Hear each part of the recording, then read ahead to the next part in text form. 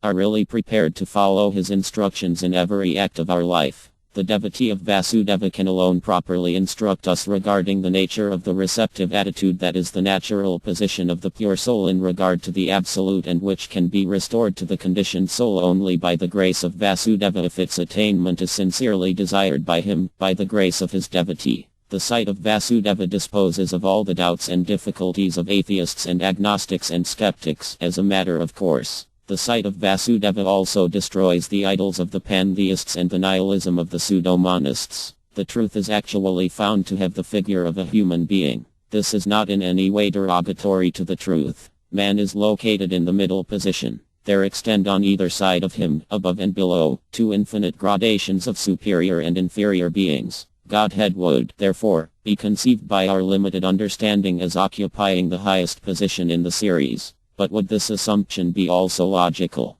The prevailing notion in favor of making Godhead something altogether unlike man is no less fanatical than the opposite notion cherished by the anthropomorphists of making him identical with man. It is not impossible to steer clear of this double fanaticism. The scriptures declare that Godhead possesses a form that is identical with himself and that the divine form is ultimately like that of man. Godhead has an infinity of forms, but his human form is his fullest, highest, and his own specific personality. So Vasudeva is not to be confounded with any object of physical nature nor with any product of mental speculation. He is located beyond physical nature and beyond the mental scope. Yet Vasudeva has the form of a human being. He has an infinity of forms who are secondary extensions of this original divine form. The scriptures fully support the biblical dictum that man is made after God's own image. It is needless to labor the point further at this place. The sight of Vasudeva, therefore, shatters all idols and substitutes of divine personality by revealing the real object of all worship.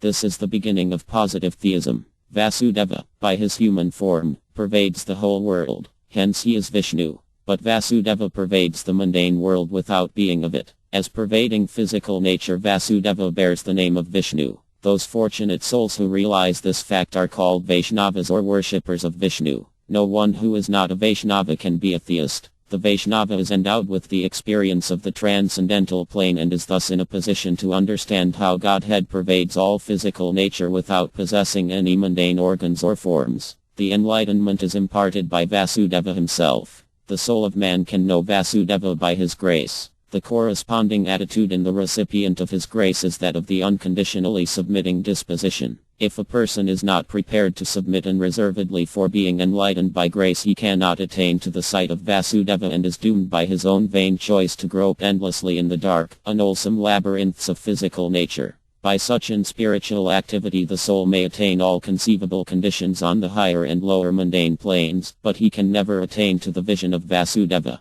Vasudeva has strictly reserved the right of not being exposed to the view of the conditioned soul who is not prepared to render him willing and unconditional service. Vasudeva manifests himself to the unclouded cognition of the soul in his perfect state of causeless, spontaneous, submissive devotion to himself. So the two processes are simultaneous without being in any way related to one another as cause and effect. This is inconceivable to the limited experience of men but need not be logically considered as impossible in the divinity. It ensures the reconciliation of perfect freedom of initiative on the part of the individual soul with the necessity of unconditional dependence on the divinity for all real well-being. The empiricist's contention that as all language is a product of the limiting energy in the form of mundane nature, the very terms used to denote a spiritual entity only prove the inevitable mundane origin of an idea, does not apply to the case of the revealed vocabulary. It is not the contention of the transcendentalist that the reality is more than one. What the transcendentalist declares is that there is possibility of suppressed, blurred and misguided vision of the reality. The energy that causes this distortion necessarily creates the mundane world of the distorted vision as the complement of such vision. The whole affair is not also unrelated to the reality. It is the deluding face of the reality who is undoubtedly one. There is thus a running correspondence between the mundane and the transcendental as far as there is no actual suppression of the latter. The vocabulary of this world is, therefore, applicable also to the transcendental realm but only in the transcendental sense. The real difficulty is that the transcendental sense cannot be possessed by anyone who is not favored by the grace of God. The actual number of such persons in the state of grace is very small in this world. The voice of this infinitesimal minority is liable to be ignored by those whose object is to proclaim views arrived at by their limited experiences. Once the necessity of the transcendental vision is properly aroused in any person, he is not likely to urge these empiric objections against the transcendental position. The name Vasudeva is identical with the divinity, but this is true in the transcendental sense only. In the transcendental sense, however, it is really true. Nay more, Vasudeva is the only real truth. He is the absolute truth himself. The empiric limited, relative apprehension of the name Vasudeva is not absolute truth. It is the product of the distorted view of the truth who can be but absolute. In this distorted sense, the empiric realization is not untrue, but it is not given to those who are themselves under the delusion to realize this actual state of affairs. The person who possesses the absolute vision can alone understand the real position of the empiricists. He does not ignore the empiric view nor denies its existence. He only says that it is real, but distorted, view of the truth who is one and the same in himself. It is of course not possible to push the empiricists up to the transcendental level by the force of controversy alone, because all appeal to the empiricists on behalf of the absolute is ultimately based on the realization of the absolute as the only reality. So long as a person does not possess the actual experience of the absolute, he can but look through the false glasses that are alone available to him.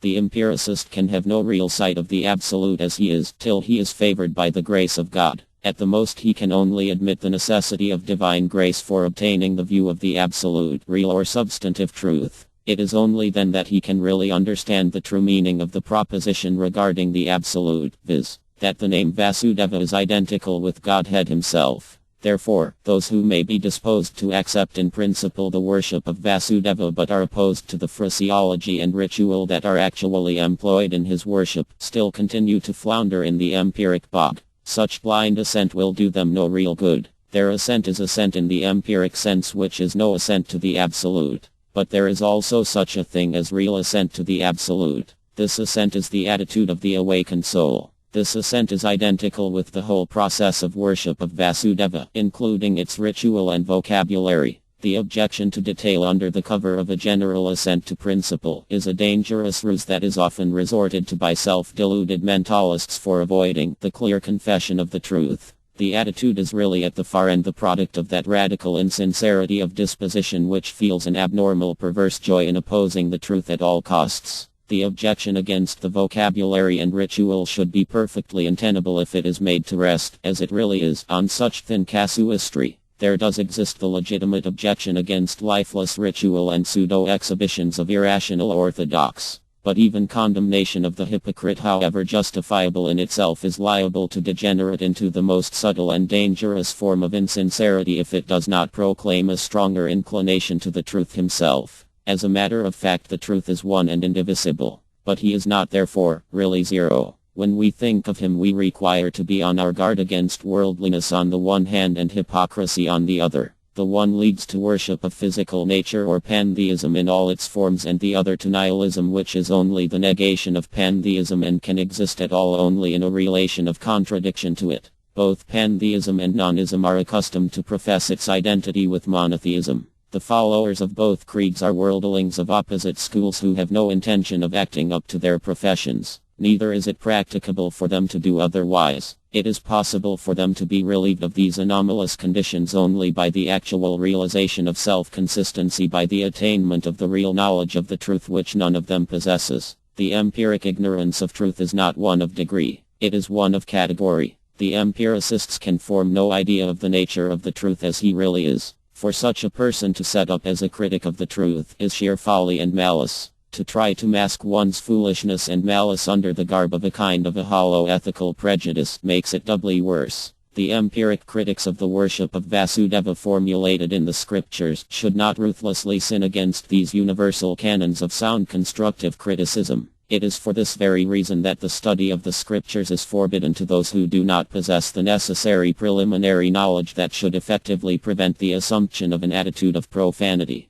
There is nothing to be gained by any form of real opposition to the truth. Even the empiricists should be able to see this, although in their distorted manner. The different creeds and scriptures as interpreted by the empiric judgment tend to the elaboration of a hybrid theology that is neither here nor there. Empiric theology is a sheer contradiction in terms. The Absolute comprehends everything but is himself ever incomprehensible. The empiric judgment is not honestly prepared to admit that the Absolute is the only substantive existence. The moment that we admit this, we realize the necessity of waiting on the pleasure of the Absolute in all our activities. Vasudeva is pleased to reveal himself to this purified submissive state of the soul. The pure soul fully recognizes the causeless grace of Vasudeva as the sole-sufficing cause of the realization of the incomprehensible by our present otherwise limited faculties. The pure soul deduces all his conclusions regarding propriety of his conduct from this fundamental admission. Once this position is really taken up by the soul, he ceases to quarrel with the scriptures even when he does not understand. He now knows that it is not possible nor necessary to understand the truth in the empiric sense of the term. There is such a thing as real understanding, which can be only a gift from the living truth and identical with him. The appearance of the truth on his own initiative is both the cause and result of all real knowledge. These processes are one and indivisible. They only manifest themselves to the receptive consciousness of the submissive soul by their own free choice. The empiric attitude is that of revolt against this unconditional supremacy of the one living truth. It stands in the way of unreserved faith in the scriptures as the necessary preliminary condition of the right understanding of the Absolute. The attitude of submission to the Absolute is neither blind nor slavish nor a gross form of superstition. It is the awakening of the real rational function of which all mental activity is but disloyal, hideous caricature. The spiritual guide who imparts the knowledge of the Absolute is then found to be part and parcel of the true rational existence. The rituals of the spiritual scriptures are realized as the eternal function of the soul who is by his real nature free from all worldly taint and weaknesses. The fool's paradise is the one that all persons possess by the inalienable right of mundane birth. It is superfluous to carry the same into the real paradise. It is necessary for the attainment of this latter purpose to desist from the building of Babel. It is necessary to desist from all speculation on the subject, as it is obstructive of the advent of the truth. The truth is ever seeking entry into the heart that is really open to welcome him. The closed heart alone is busy in the fool's paradise and with its own disloyal fancies. Till one really knows him, one need not proclaim that he does. This rule is admitted by all but is observed by very few persons when they try to talk about the real truth. The truth can never be mastered by our puppy brain. It is the puppy brain that should be allowed to be mastered by the truth for its own benefit. But it is the nature of truth to accept only perfectly willing service. It is, therefore, only necessary to reject all untruth and to await the coming of the truth. This can be done if we only choose to do it. When one wishes to render such unconditional homage to the truth, his wish is fulfilled by the truth himself. The cobwebs of a deceptive moral code cannot then any longer bind his eyes and stifle his heart's sincerity. Vasudeva then manifests himself to the pure essence of the soul of his loyal devotee. As soon as a person is really established in the worship of Vasudeva, by his grace he is endowed with the disposition that opens up to his vision the definite vista of the divine realm. He is conducted by the light of Vasudeva into the realm of the Absolute. He finds it inhabited by the servants of Vasudeva. Vasudeva now presents his fuller aspect in the coupled form of Lakshmi Narayana, the eternal Lord, and his one eternal consort ever linked to his side as his counter-whole. Lakshmi is found to be the medium of all well-being. Personality is conjoined with sex in the experience derived through our limited senses. The principle of sex need not, therefore, be dismissed as necessarily inapplicable to the Absolute. Male and female run through all physical nature, binding together its jarring elements in a union of wonderful harmony. Why should the sex be regarded as less indispensable in the realm of the Absolute? The principle of personality implies the coexistence of a specific free will and its possessor. Thus stated, it would seem to exclude all reference to sex. The will is found to be the same in both male and female in this world. Sex does not seem to modify the specific nature of the individual will. It is perfectly possible to conceive a female form being endowed with the will of a male or vice versa. The factor of the sex seems to lie on the surface. As Godhead and the individual soul are ordinarily identified as regards their essence with the cognitive principle itself, it is imagined to be in keeping with such identification not to admit the presence of the sex principle in Godhead. This is, however, merely the psychological explanation of the genesis of the view that ultimately favors the idea of impersonality. But impersonality cannot stand on its own legs. It necessarily implies the personal. God should include both. He should be both personal and impersonal. But he could not be positively real without being personal. The negative quality can be but a background but cannot itself be the picture. The impersonal idea is at best of the nature of an inferential surmise of the reality from an unrecognizable distance. The closer view relieves us from the necessity of retaining the dogmas of impersonality and abstraction. Why should not Godhead be a person? Why should he not be male or female? Why should he be only sexless? As a person, why should he possess no form corresponding to our physical body? And corresponding to these arise the questions: why have I a sex? Is the sex a constituent of my present personality? Would my personality suffer by elimination of sex? What connection has the principle of sex with the physical body? Will my personality be modified by any change in the physical body? These and similar questions lie at the very basis of the individual life. The rational attitude should be to recognize the fact of the sex and to admit the existence of a corresponding spiritual principle. But it is not possible for a person on the strength of mundane knowledge to form any idea of the nature of the spiritual principle. We are sometimes disposed to think that it is given to us to approach the absolute by way of service in certain forms. The issue of sex gives the direct lie to any such supposition. It shows clearly that it is never possible to rise from the physio-mental plane to the spiritual. This of course holds also in the case of similar empirical assumption regarding any other principle of spiritual service.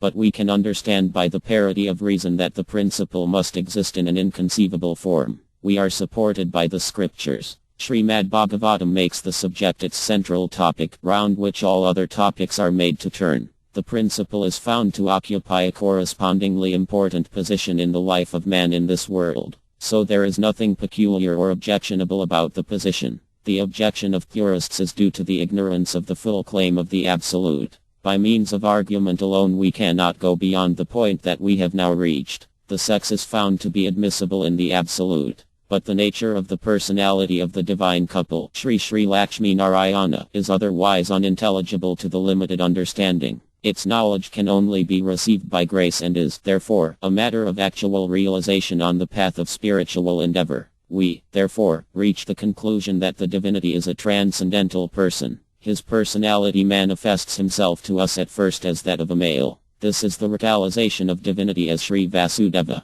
But on closer acquaintance we find his fuller form of the eternal couple, viz. Sri Sri Lakshmi Narayana. Sri Narayana appears as the Lord, Sri Lakshmi as his consort. Sri Narayana is the wielder and Sri Lakshmi is the executrix of the divine will. Sri Narayana manifests all his activities through his counter-whole. This is the nature of relationship between the divine couple. The Sanskrit word Shakti expresses the spiritual principle that corresponds to the female. The word may be rendered as energy, potency or power. Sri Lakshmi is divine power. The personality of power is feminine, that of the possessor of power is masculine. Godhead is the possessor of infinite power. Power is not dissociable from her possessor. In this sense divine power is identical with Godhead. But Godhead is more than his power. He is the source and wielder of power. In exercise of his power Godhead is realized as couple. Godhead is fully realized as coexisting with his eternal consort. The nearest physical analogy is that of the sun in the embrace of the assemblage of heat and light. Neither light nor heat is the sun, who is their otherwise unknowable source.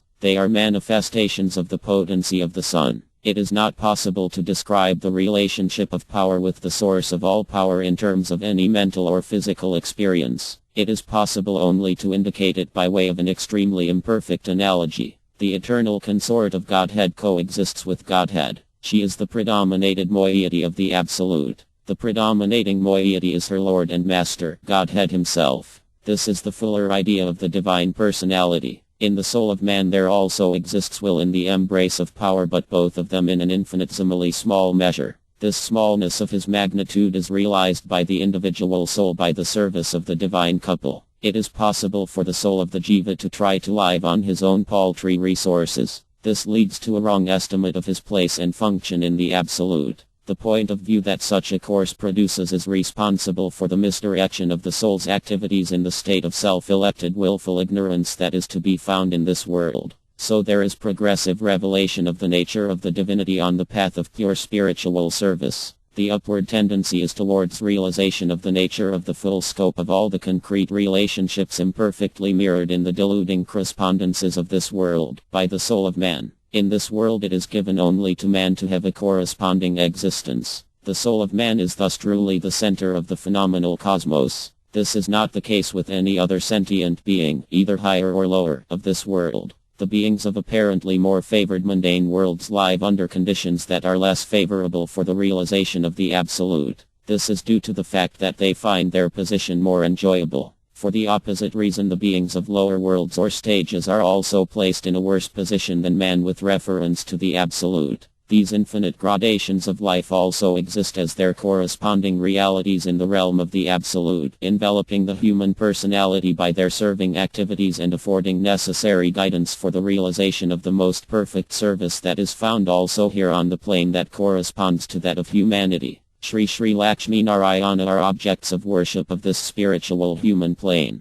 They enable us to attain the realization of the concrete relationship of human service in its different forms. The development of the serving principle leads gradually to the inner and more concrete planes of the worship of Rama Sita, of Sri Krishna in Dwaraka, of Sri Krishna in Mathura, and finally of Sri Krishna in Brindabana. The word rasa means that which produces the sensation of taste in its most comprehensive sense. That which imparts to human life the quality of being tasted by its possessor is the most fundamental of all principles of value of life. The range and quality of the realized taste-imparting principle is the cause of the desire for and bliss of existence. Man lives here in this world on the sweets and bitters of his mundane sojourn. If he is deprived of this faculty of taste, life is rendered meaningless and contemptible. The leavening principle points to the sexual relationship as one of its cardinal references. This is consciously realizable by most persons in their actual relationships in this world. But the sexual relationship, although capable of being reached by way of argument as forming directly or indirectly the basis of all sweetness and bitterness on the mundane plane, is itself apprehended as a dangerous, delicate and unintelligible subject. It is also the basis of the taste of grossness in its most unwholesome forms.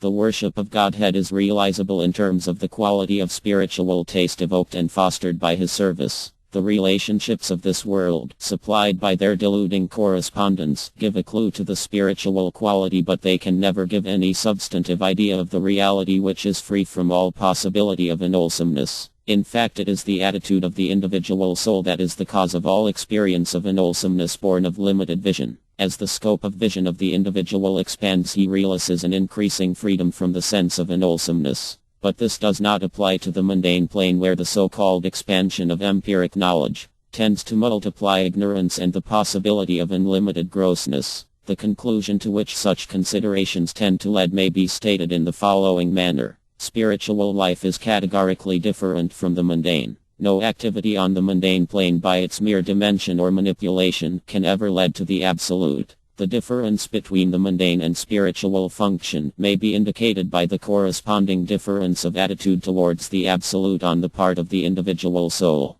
The mundane attitude is that of a desire to lord it over the absolute. The spiritual attitude is that of service by the process of unconditional enlightening submission to the absolute. In proportion as submission to the absolute tends to be perfected by practice under the guidance of the absolute, the scope of the spiritual vision of the individual expands and produces a corresponding progressive excellence of the tasting process. Judged by this standard, the service of Sri Sri Radha Govinda is the perfection of bliss attainable by the individual soul. Not that Sri Sri Radha Govinda is essentially different from Lord Vasudeva. They are one and the same, being the divinity himself. But the worshipper of Lord Vasudeva does not possess the full scope of spiritual vision. He can, however, obtain the expanded vision only by the faithful service of Lord Vasudeva and by his grace. The faithful servant of Lord Vasudeva will find in the object of his worship Sri Sri Lakshmi Narayana, Sri Sri Rama Sita, Sri Sri Dwaraksha, Rukminisha Krishna, Sri Sri Mathrasha Krishna, and finally Sri Sri Radha Krishna in Brindabana. V. History of atheism. Faith in a personal Godhead and inclination to serve him are not the artificial products of material civilization. Many books have been written by empiric thinkers to prove the historical origin of a belief in God as a product and concomitant of material circumstances. Such attempts betray an attitude of self-contradiction in regard to the nature of the supermundane. These writers almost deliberately confound religion, which is the eternal spiritual function of all individual souls, with the apparently similar mental speculations on the same subject, although it is more or less admitted by all persons as lying outside the range of our sensuous experience. Nevertheless, these assume religion to be the equivalent of a bundle of ideas that have their temporary existence in their own imaginations, and proceed to analyze what they suppose to be the similar mental phenomena of past generations with the tacit object of finding further support for, and for the elaboration of their preconceived views. Religion is supposed to be only a special department of thought produced by the mind by working on a particular aspect of the materials presented to it by the senses.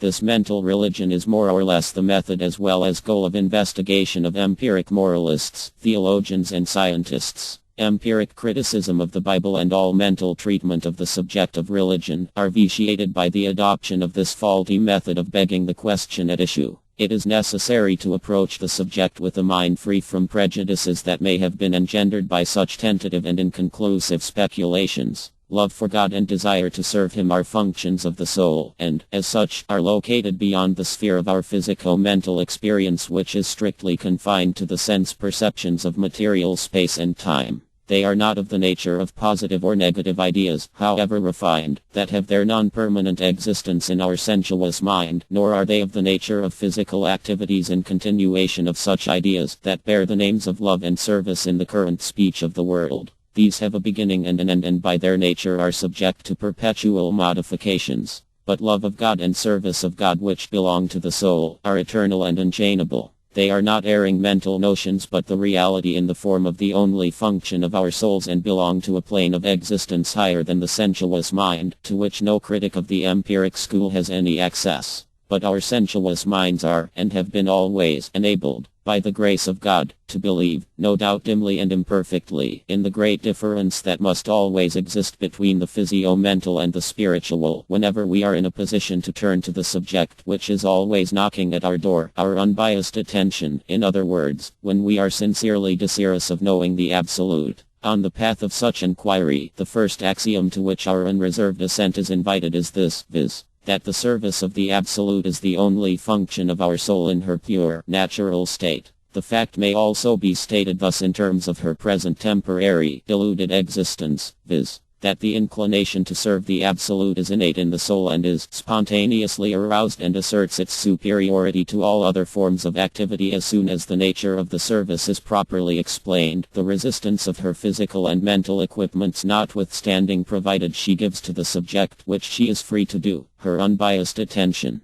This natural inclination to serve God has been present in the souls of men in every position of their material civilization and independently of such civilization. This inclination to serve God and the actual service of God, which exist eternally, are screened from the view of deluded humanity by their preference for worldly activities through ignorance due to the desire for meddling with objects that seem to promise and also yield transient sensuous pleasures. But whenever there has been a determined effort by atheists to suppress religion altogether, it has reacted against such pressure and successfully reasserted itself in a clearer form than before, triumphantly silencing its opponents. It is possible to write the history of this eternal conflict, in its various forms, of atheism against religion. The history of theism, which is eternal, can, therefore, be said in this sense to begin with this world, i.e., as soon as the individual soul comes under the conditions of material space and time, due to her eternal tendency towards the service of Godhead against her counter-tendency to worldliness, roused to activity by atheistical opposition.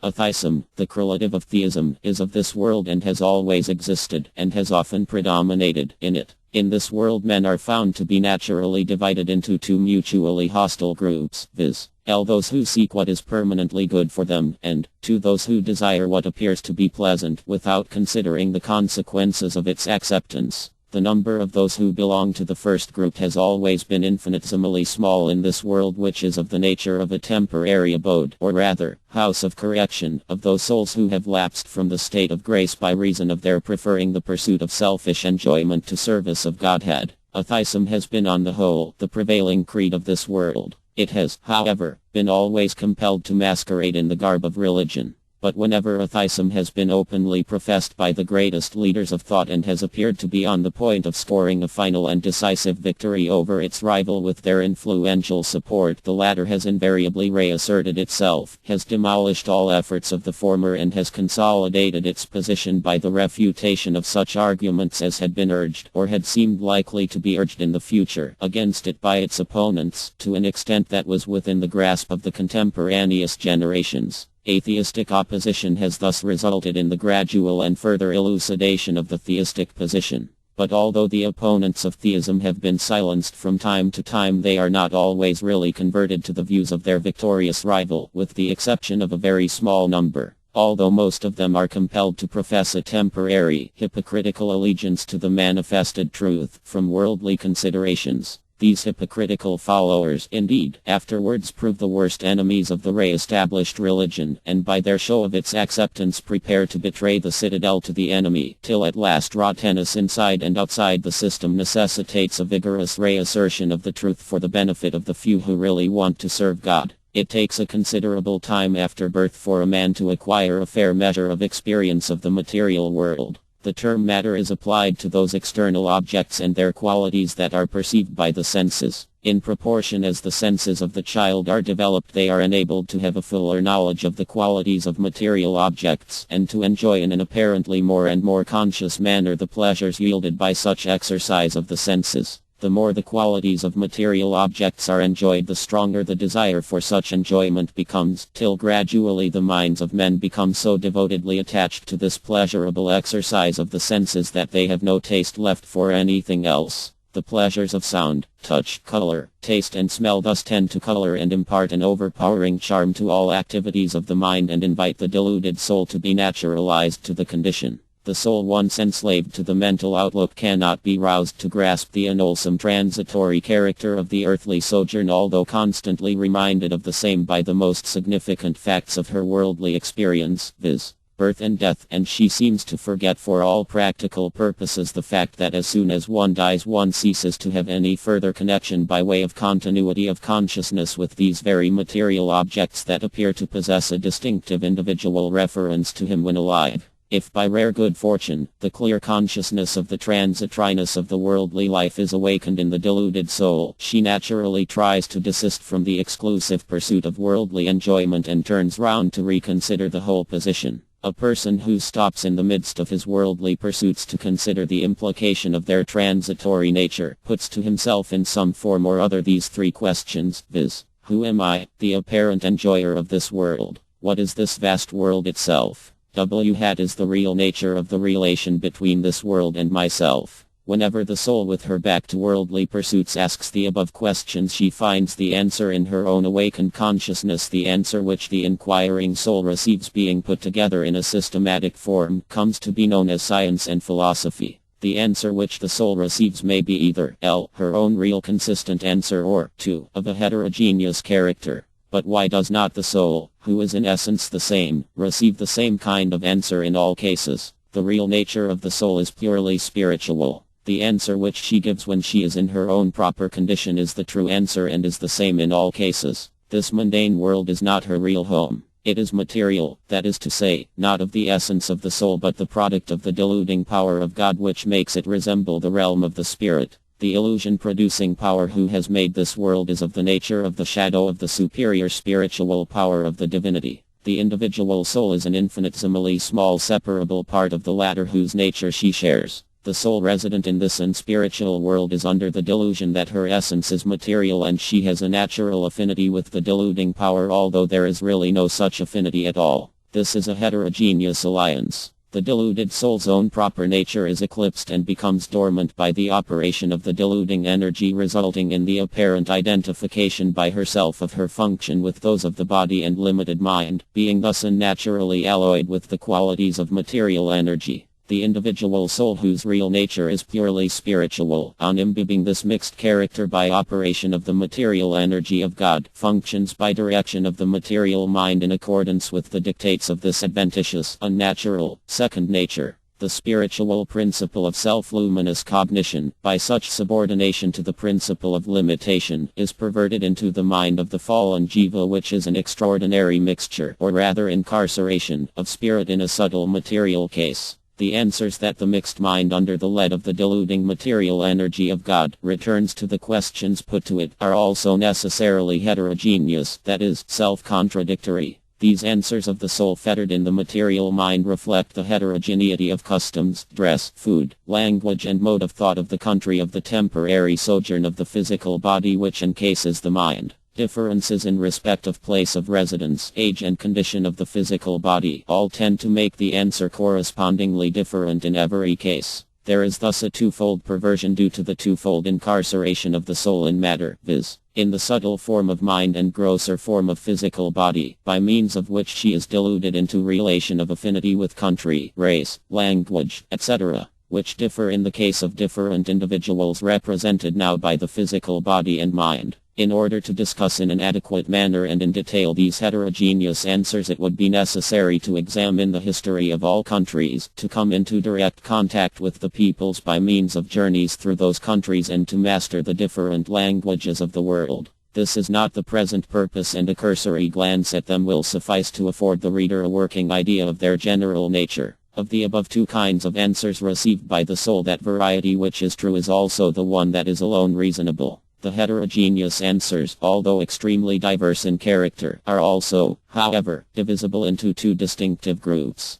The first group constitutes the body of empiric practice and theory of truth. The second group is represented by activities devised for the purpose of securing selfish, transitory, material enjoyment. 1. Jnana and 2. Karma. We have stated above that the true answer is also the rational one. If objection is taken to our use of the word rational in this connection on the ground that the material reason admits its affinity with the heterogeneity of physical nature, our reply is that the vocabulary that is available for expressing spiritual facts has acquired the material connotation by habitual abuse. The current vocabulary, both as regards its derivation and usage, refers really and exclusively to the transcendental. The words rational and reason used by us in connection with the soul have reference to the distinctive spiritual faculty inherent in the soul that can never err and always serves the transcendental truth. The corresponding material faculty that dominates the eclipsed soul, being subservient to the deluding energy, is, in the case of fallen souls, the approver, by its constitution, of the heterogeneous existence. This faculty in its normal, spiritual condition naturally responds in the really rational way. That group of the two divisions of heterogeneous answers which has been named practice and theory of truth is the perversion corresponding to the truth in the shape of answer returned by the pure soul that accepts the real and rejects the unreal.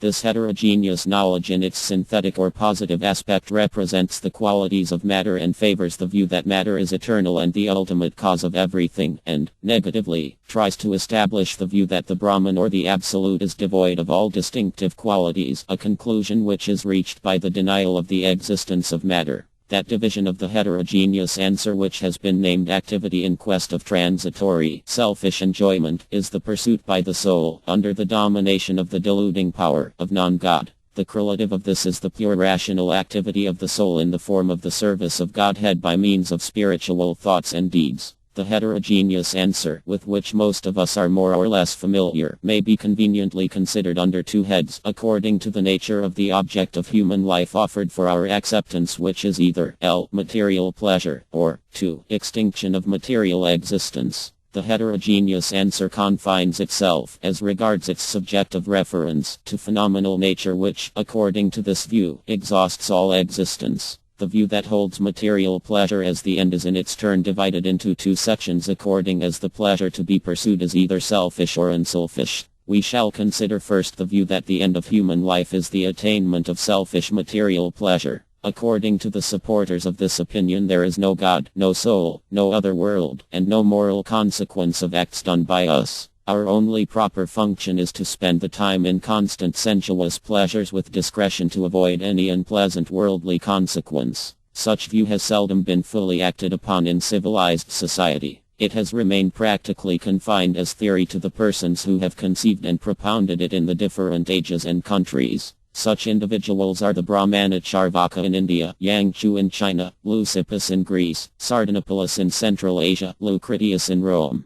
Von Holbach maintains that the religion that leads to one's own selfish pleasure is alone admissible. Religion is defined by him as the contrivance of securing one's own pleasure by means of the pleasures of others. The professed followers of unselfish material enjoyment have been very numerous and have in fact included the vast majority of the people in all ages and countries. The school of godless fruitive work, Karma Kandis, of India is probably the oldest body of the credal followers of this view. According to this school, Isvara, i.e., the supreme ruler, is an entity that has no antecedent, apurva. The view has been supported by learned malinterpretation of the Vedic scriptures. Democritus, the exponent of the view in ancient Greece, holds that unoccupied space and matter are eternal, the difference between substances being quantitative and not qualitative. Knowledge is merely the state of conjunction of certain external and internal substances. All substances are made up of atoms. Kannada maintains the permanent qualitative difference between different classes of atoms. According to the Vaishshika school, the individual soul and the oversoul belong to the category of substances.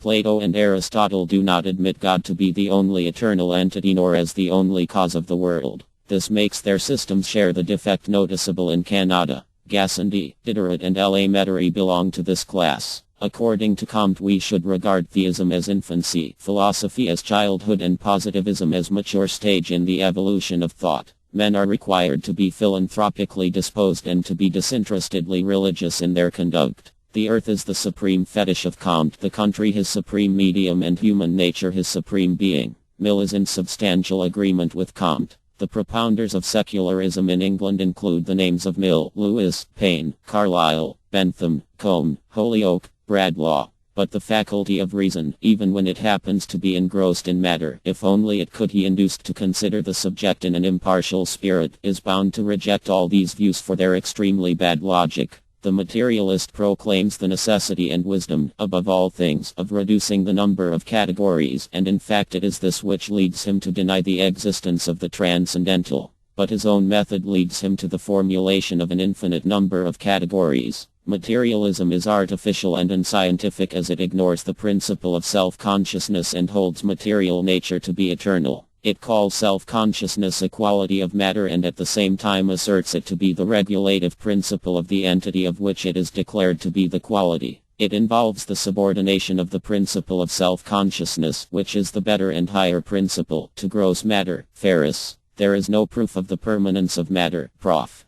Tyndall. Boucher and Malesot hold matter to be eternal, which is, however, a mere assumption. The view of Comte that man should cease from the enquiry of the beginning and end of the world, if really followed, would reduce man to equality with lifeless matter. No instance of any self-born man or of a man generated by the process of progressive evolution is known within the last 3,000 years of human experience. The argument from design, if it be admitted, points to the principle of intelligence as the cause of the cosmic order and would thus be a complete refutation of all forms of materialism. If again we consider the actual conduct of materialists in regard to society, we find that they hold it necessary for men to be religious in their acts. Sin and righteousness are held to be productive respectively of pain and pleasure of men in general. Pleasure for oneself should conform to the pleasure that is disinterested. By the practice of religion, sin and its resultant misery are got rid of. It is necessary for men to investigate those laws that enable them to maintain their existence in society.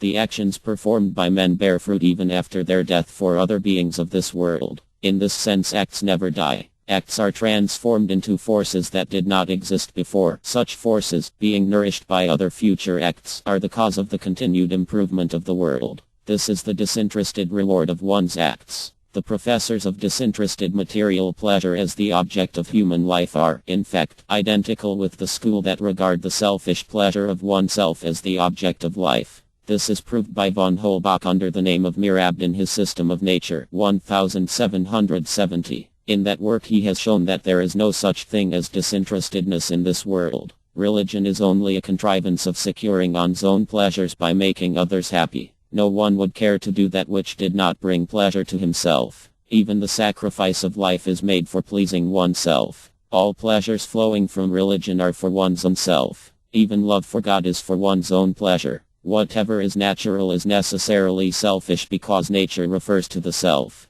Selfishness is natural. Disinterestedness is unnatural and is never to be found. The view that God is that which is without antecedent and identical with power or force, as propounded by Hmeni and Western scholars, never appeals to those who possess clearness of understanding. Those who accept their view have to be content with a part of the whole. The view of the non-antecedentists is directly opposed to the idea of God. Hmeni was well aware of the existence of a natural inclination in the hearts of men to submit to God and has accordingly very cleverly and with great assiduity conceived a God as the awarder of the fruits of our actions and included him in his category of the non-antecedent. It is due to this cleverness in providing a reference to a God that the view of the Smarta Pandits advocating godless fruitive works has been so vigorously prevalent in India. People with a cloudy intellect extend a ready welcome to the view of the professors of so-called disinterestedness in the hope of securing at a trifling cost the reward of unselfishness. This is another powerful reason for the spread of the creed of atheistic fruitive works.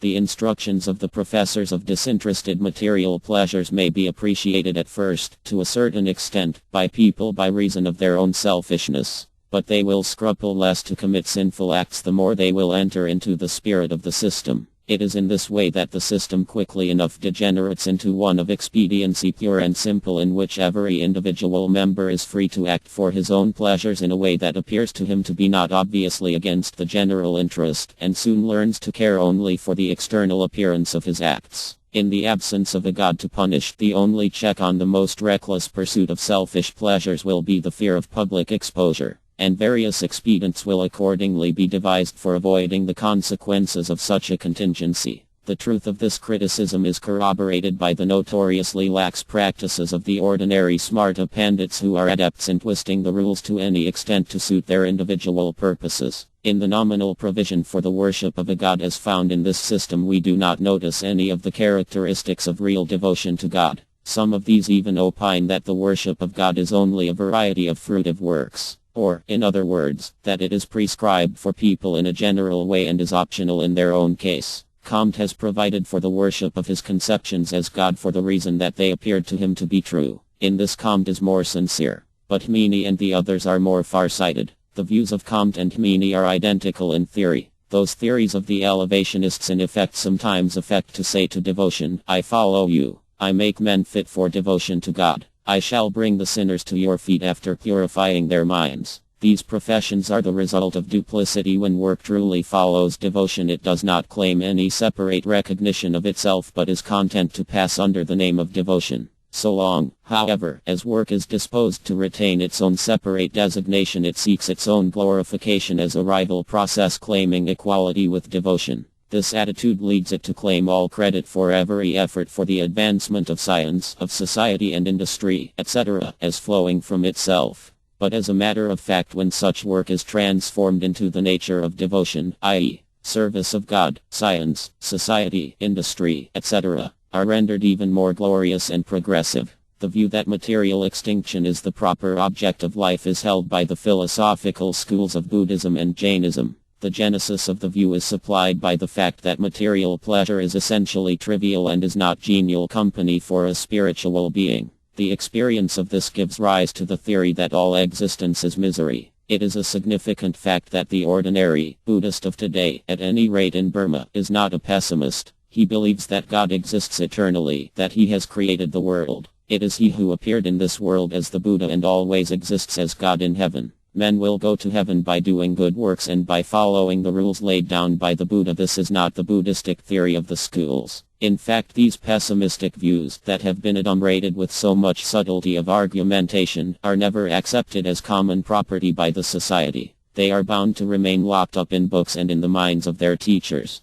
The general population, if at any time they happen to pride themselves as the followers of these views, do so under the impression that those views are identical with their own cherished opinions, which, as have been pointed out above, are nothing but the spontaneous concomitants of human nature. Love of humanity as the object of life, as propounded by Comte, worship of God under the name of the non-antecedent, a constituent part of his fruitive works, as devised by Hmeni, the theory of material extinction propagated by Sakya Singha. All of these are bound to be reduced by the general body of their respective practicing followers to one common form, viz. that of the religion that is natural to man. To this consummation they are tending even at the present moment. The pessimists of Western countries come under this category. There is no such thing as rebirth according to these Western pessimists, whose theory may be described as the view of material extinction as the desired end of human life, which itself is limited to one single birth. The Buddhist and Jain schools agree in holding material extinction as the proper end of human life, attainable through a cycle of births and rebirths. According to Buddha, the jiva can attain final extinction, parinirvana, as the result of long practice of gentleness, patience, forgiveness, kindness, unselfishness, meditation, renunciation and friendliness. There is complete cessation of existence on the attainment of ultimate extinction, parinirvana. After ordinary extinction, nirvana, existence as kindness persists. The Haines maintain that in accordance with the stage of advancement of the jiva due to the exercise of all the good qualities under the lead of kindness and renunciation, he attains successively to the conditions of Narada, a Mahadeva, a Vasudeva, a Paravasudeva, and finally the state of the divinity involved in total material extinction. According to both Buddhists and Haines, the material world is eternal. Work which is without a beginning has an end. Existence is misery. Utter extinction, parinirvana, is happiness. The system of fruitive works propounded by Himini is harmful for the jiva. The rules that ensure utter extinction, parinirvana, are alone productive of good. Indra and other gods, although they are the masters of fruitive workers, are the servants of those who follow the path of utter extinction, parinirvana. Schopenhauer and Hartmann are material extinctionists admitting a single birth. According to Schopenhauer, extinction is attainable by renouncing the desire for existence, by voluntary abnegation, tyag, humility, acceptance of physical suffering, moral purity and asceticism, vairagya. According to Hartmann, it is not necessary to undergo any suffering. Extinction is easy of attainment after death. Herr Benza has demonstrated the impossibility of extinction by asserting the eternal nature of misery. Most of the followers of current monism are material extinctionists. One section of the monists hopes for the spiritual bliss of the Brahman after extinction. The other section, accepting the extinction of all existence after death, does not admit any other form of bliss. It is these latter whom I have classed as material extinctionists. In the theory of material extinction, the specific nature of the jiva is left uncertain. All these speculations are altogether atheistical. These views having been put forward with the object of preventing the oppressions by the exponents of material fruitive works, could he propagated with such great vigor by the enthusiasm and perseverance of their preachers. In India, on account of the oppression practiced on the Kshatriyas and the other Varnas by the Brahmanas in course of the latter's efforts to further the establishment of the godless creed of fruitive works and the universal supremacy of the Brahmanas, the Kshatriyas handed together for the promulgation of the Buddhist, and the Vaishyas similarly combined to spread the Jain creed. When the factious spirit is reinforced by the clash of worldly interests, it operates with great vigor. The Buddhist and Jain views were propagated in India in this way. In those countries into which those views were subsequently imported, they were accepted as God-sent due to the absence of a stronger critical faculty in the peoples of those countries. It is a matter of history that the modern professors of material extinctionism in Europe were led to propagate those views by their hatred of the Christian religion. According to the Tantric view, the whole world, including the Chit and Achit, has been created by an eternal power named Maya. When the zeal of Buddhist preachers cooled down due to the barrenness of the philosophy of their creed, there was an attempt to rehabilitate those doctrines in a new garb. It is at this stage that the Buddhist idea was transformed into the Tantric, and the new theory known as Mayavada was propounded.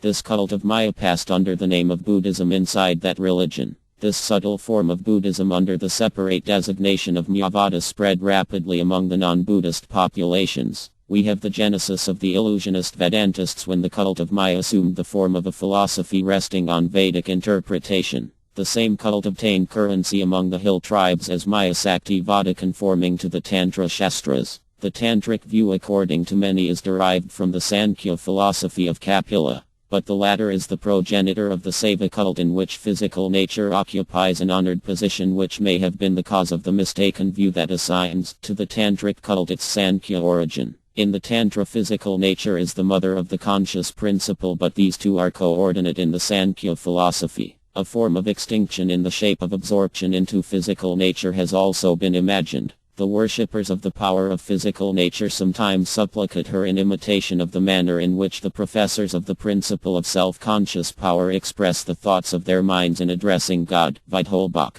In the Mahanirvana Tantra, Mahadeva, in praying to the principal power Adaya Sakti Kali, addresses her in one passage as the creator of the world by the will of Parabrahma. This corresponds to Sankhya. But in other passages she is described as alone existing in the form of chaos, tamas, after dissolution of the cosmos, pralaya, and she is also declared to be identical with the self-conscious principle in the jiva. All this is directly opposed to the Sankhya view. It cannot be said that the Saktivada of the Tantras originated from any philosophical system in particular. In fact, the Tantra is so full of self-contradiction that it does not admit of any systematic consideration. The distinctive tantric processes, viz., the Lata sadhana, the Panchamakara sadhana, Sura sadhana, etc., do not appear to have been derived from any theistic philosophical system. Tantric, Saktivada, doctrine of supremacy of material power cannot be considered to be very different in character from the worship of the non-antecedent or God as mental formula, mantram, of atheistic fruitive works and the worship of physical nature devised by Kant, etc.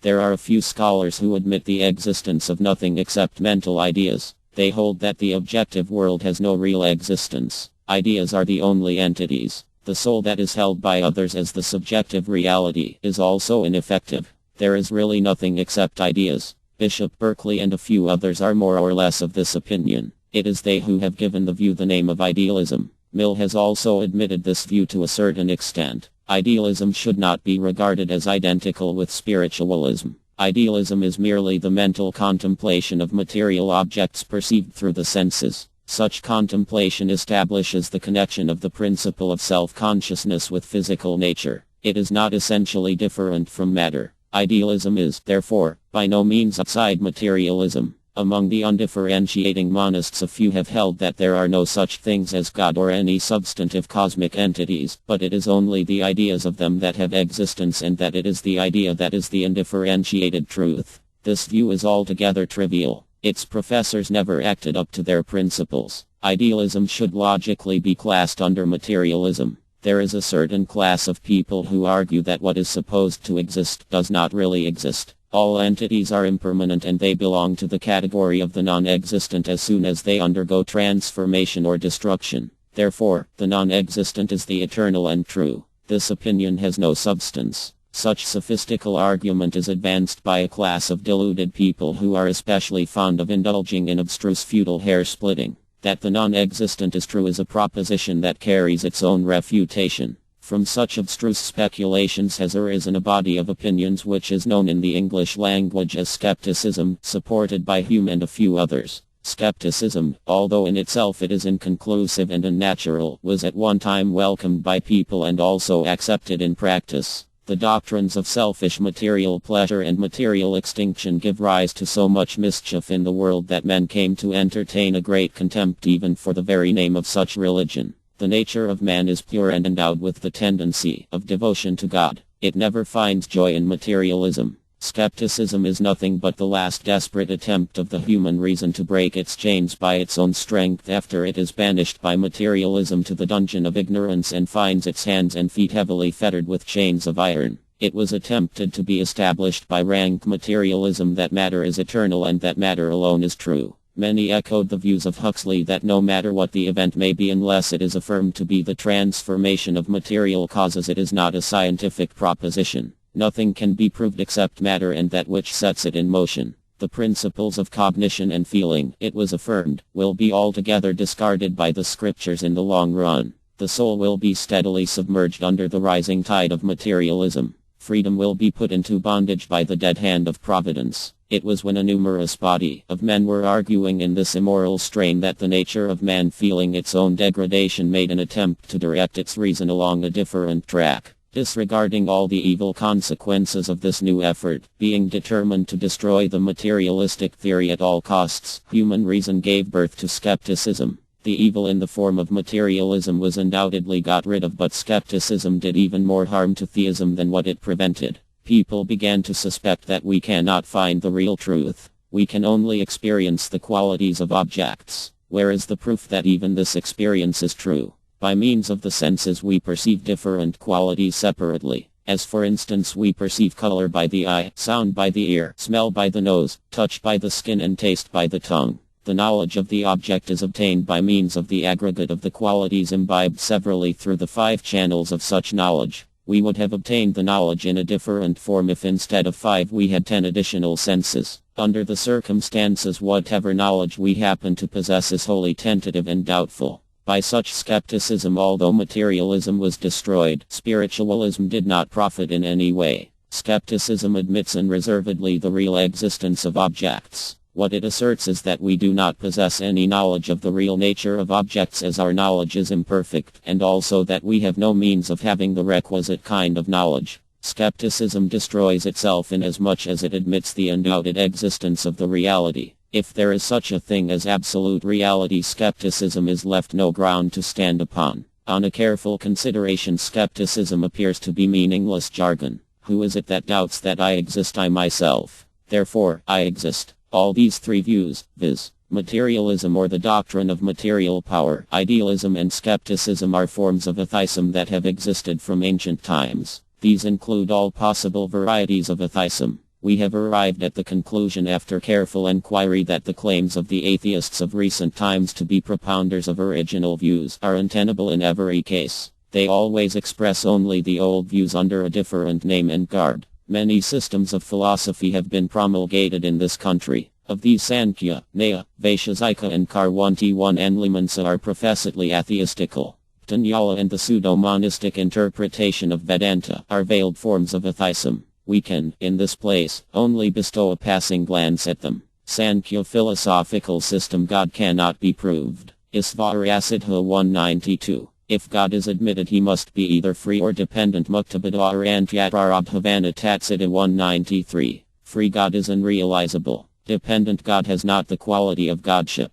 Banana Bhikshu commenting on this says that the following is, therefore, said in regard to the particular passages of the scriptures bearing on God, that they are merely eulogistic of the free soul or in praise of the successful pursuit of religious activities. God does not really exist. Muktatmana Prasamsha Apasasidasyava 196. This much for Sankhya, the system of Nyaya philosophy. It is made by Gautama. Gautama says that there are 16 entities, Pramana Pramaya Nishra Shadhigama. The state of the highest good, Nishra, of Gautama is unintelligible. It appears as if the good of the jiva is attained if he can prevail in argument. God does not find a place among his 16 entities. It is for this reason that the Vedas says that the natural inclination to God should not be allowed to be obsessed by casuistical argument. Gautama also notices the principle of evil. Dukhajanma pravriti, dosa mithyanana namatara odara patadanantara pyada pavarga. Deliverance, mukti, is regarded in a general way as the cessation of extreme misery. According to Gautama, there is no joy in the state of deliverance. Therefore, there is absolutely no such thing as divine bliss. Whence the Nyaya Shastra made by Gautama is opposed to the Vedas. Vaisheshika philosophy made by Kannada. This system does not call for any elaborate discussion. If we consider the original sutras made by Kannada himself, we do not find any eternal God therein. Certain authors of this school have made an attempt to divest their system of its godlessness by naming as supersoul, Paramatma, a principle under the entity embodied, Dehi, which is one of the 7 entities. But scholars such as Sankaracharya, etc., in their respective commentaries on the Vedanta Sutra, have stated as their conclusion that the Kannada doctrine is non-Vedic and godless. As a matter of fact, it is found that those who do not admit that God is the Supreme Master without any reservation, even though the word God be found in their systems, are really atheists. It is the nature of God that he must be recognized as the Lord of all entities. The view which admits the existence of eternal entities on a footing of equality with God is atheistical. Karma Mimamsa Himini is the author of the original sutras of this system. He makes no mention of God. His premier subject is Dharma. Chodana Lakshan Ortho Dharma. Karmaik Tatra Darshanat. The meaning conveyed by the Vedas is Dharma. Its name is karma, work. His commentator Sabaraswamy writes in this connection as follows. Katham Punritam Avagamyate. Asti Tadapermam. How is this to be known? Therefore, there must be an entity which bears the name of previously non-existent, apurva. When work is performed, something previously non-existent is thereby manifested which awards the fruit. Where is the necessity of a God for bestowing the fruits of actions? What more is there that could have been said by modern atheists such as Comte, etc.? Vedanta. The Vedanta philosophy supports in every devotion to God. In its commentaries, dishonest thinkers have interpolated veiled Buddhistic thought under the garb of non-distinctive monism.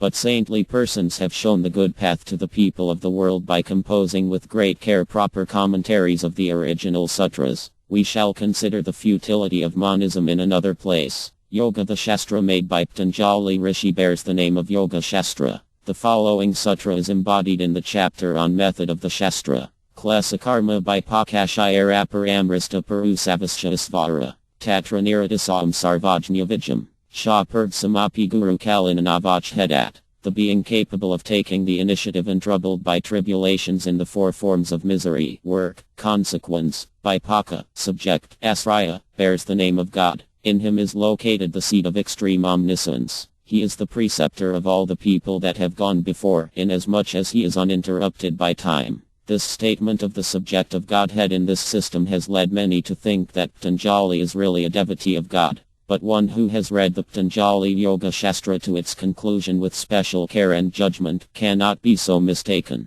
In the Kava 1 Yapad occurs the principle Purusartha Sunyanam Pratiprashavaki volume Svarupapradista Vachita Sakriti, which is thus explained in the Bhajabriti. Chikhaktar Vritisharapyanavritu Svarupamanam Tat Ki volume Uchyate. The non-alternative state, Kaivalya, is the name of the existence of the cognitive principle in its own proper condition. The point that requires to be considered in this connection is this, viz., what is meant by the proper condition of the cognitive principle. That is to say, whether the jiva who has attained the non-alternative state, Kaivalya, will have any function. After the jiva has attained the non-alternative state, Kaivalya, what will be his relation with the God of his unrealized state? In the said Shastra there is unfortunately no answer to this question. On repeated reading of this Shastra one is convinced that its God of the state of unrealized effort is a kind of entity that is conceived merely for the success of worship.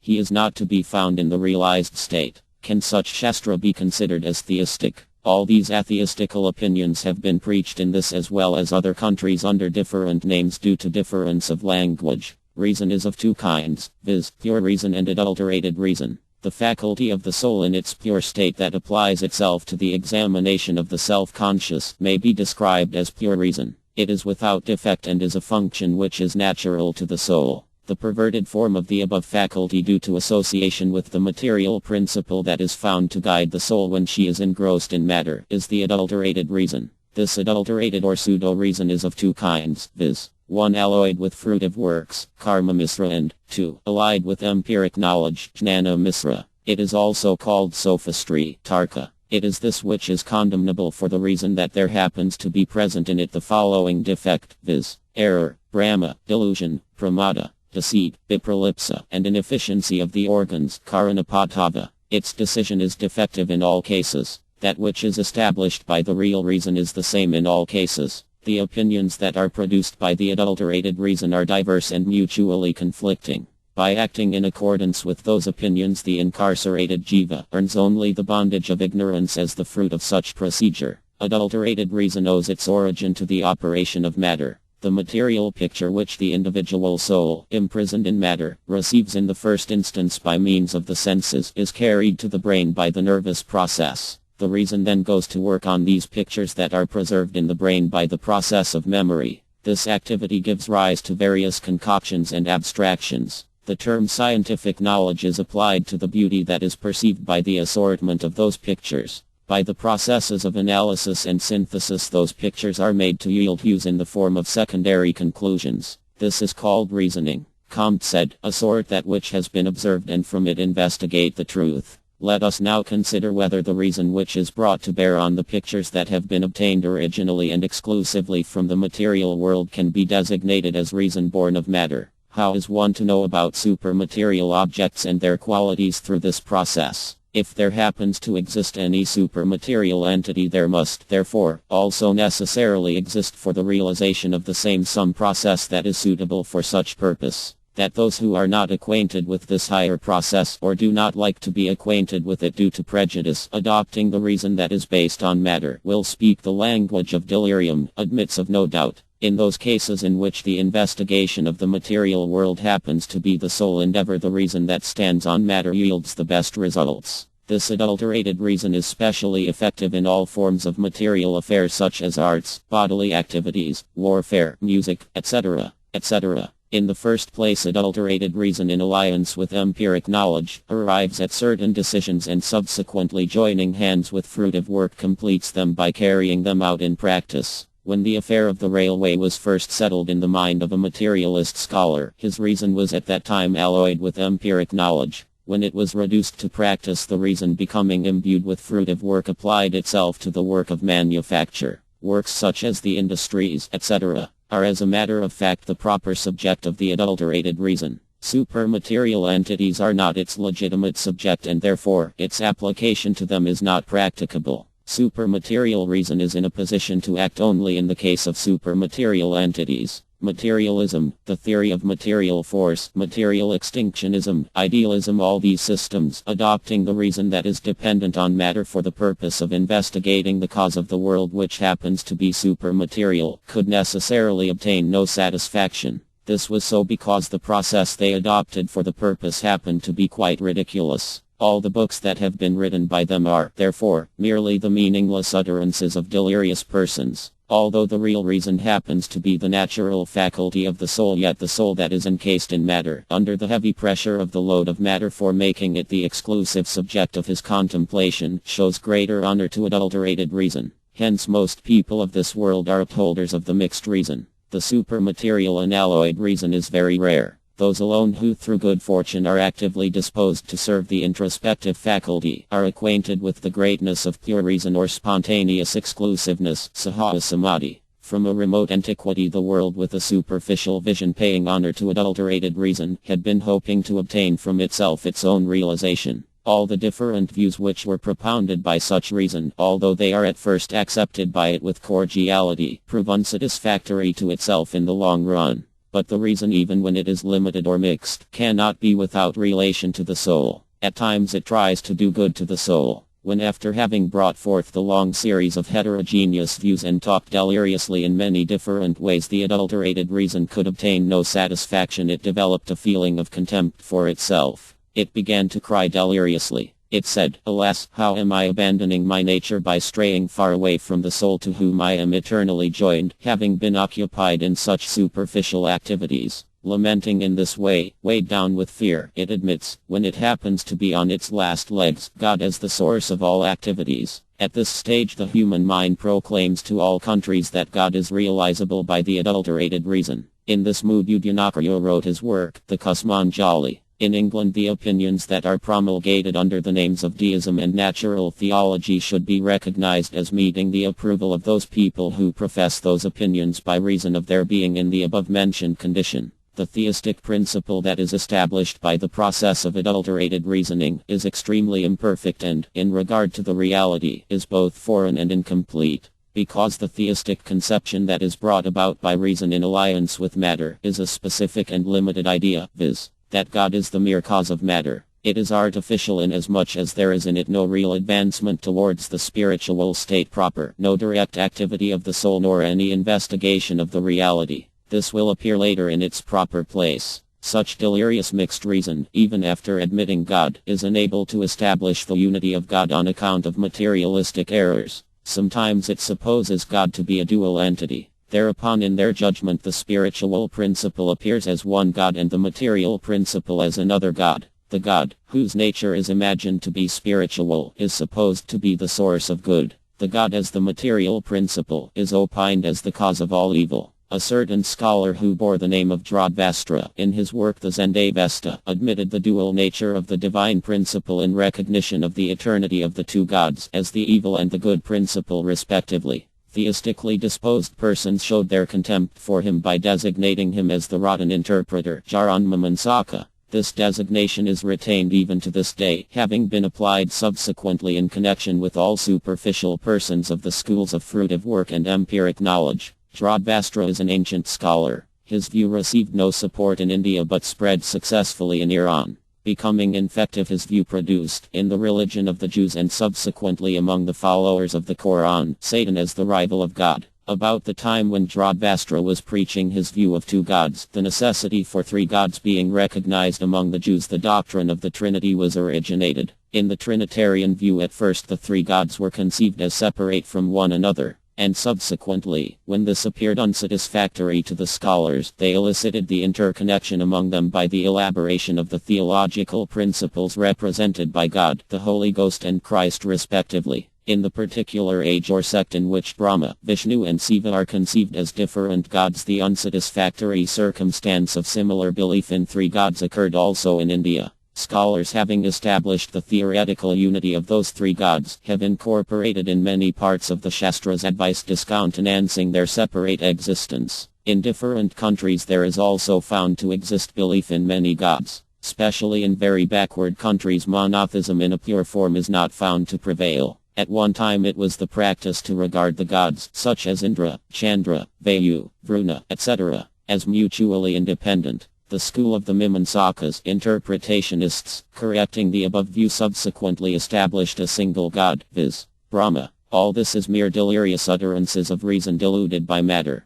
God is one entity. Had he been more than one, the world would have never functioned in a beautiful manner. Different laws in conformity with different wills in mutual conflict would have undoubtedly wrecked the world. That this visible universe has issued from the will of one powerful person cannot be denied by any person who feels the impulse of goodness. The reasoning that is generated by the spontaneous cognition of the soul is alone pure and free from defect. The truth that is elucidated by such reasoning is alone real. Reasoning can have no existence apart from instinctive knowledge. The reasoning associated with the knowledge of external nature that is noticed in the affairs of this world is impure or mixed. The truths that are declared by the mixed reason are all of a trivial character. Even if it establishes God, its argument is never satisfactory. There is no applicability of the pervert reason to the case of the absolute truth. All conclusions regarding the absolute reached by the pure reason on the basis provided by intuitive knowledge are true. It may be asked in this connection what intuitive knowledge is. The soul is self-conscious and is, therefore, all knowledge. The knowledge that naturally exists in the soul is spontaneous or intuitive knowledge. Intuitive knowledge is eternally cognate to the soul. It is not produced by any process of material experience. Pure reasoning is the name for a certain process of such intuitive knowledge. Intuitive knowledge is ascertainable by the fact that the jiva has the following realization from before the generation of any experience of the material world, viz. I exist. 2. I shall continue to exist. 3. I have joy. 4. There is a great entity that underlies and maintains my joy. 5. It is my nature to depend on the support of this entity. 6. I am eternally guided by this entity. 7. This support is extremely beautiful. 8. I have no power of abandoning this support. 9. My present state is lamentable. 10. I ought to follow again my guide and support, giving up this miserable condition. 11. This world is not my eternal dwelling place. 12. By the progress of this world my eternal improvement is not secured. Unless the reason adopts such intuitive knowledge, it merely continues to wander deliriously. There also exist certain axiomatic truths in the domain of spiritual science. No spiritual progress is possible unless these are accepted and followed. There is a certain class of people who cannot form a settled opinion of their own after accepting pure intuitive knowledge and yet do not trust reason in all cases. Admitting intuitive knowledge to a certain extent, they recognize oneness of God. Absorbed in knowledge, they attain the exclusive state. But this exclusiveness is not the natural state of samadhi inasmuch as it exhibits abstruseness of thought. By such abstruse thinking, even after piercing through this gross world, they fail to obtain the vision of the spiritual world because the natural truth does not manifest himself without spontaneous exclusiveness. Having observed the symbolic world, they feel as if they have seen the ultimate abiding place of the jiva. In reality, they only stand on the symbol of the material world. The difference between the symbolic world and material world consists in this, that the material world is apprehensible by the senses. The symbolic world is apprehensible by the mind.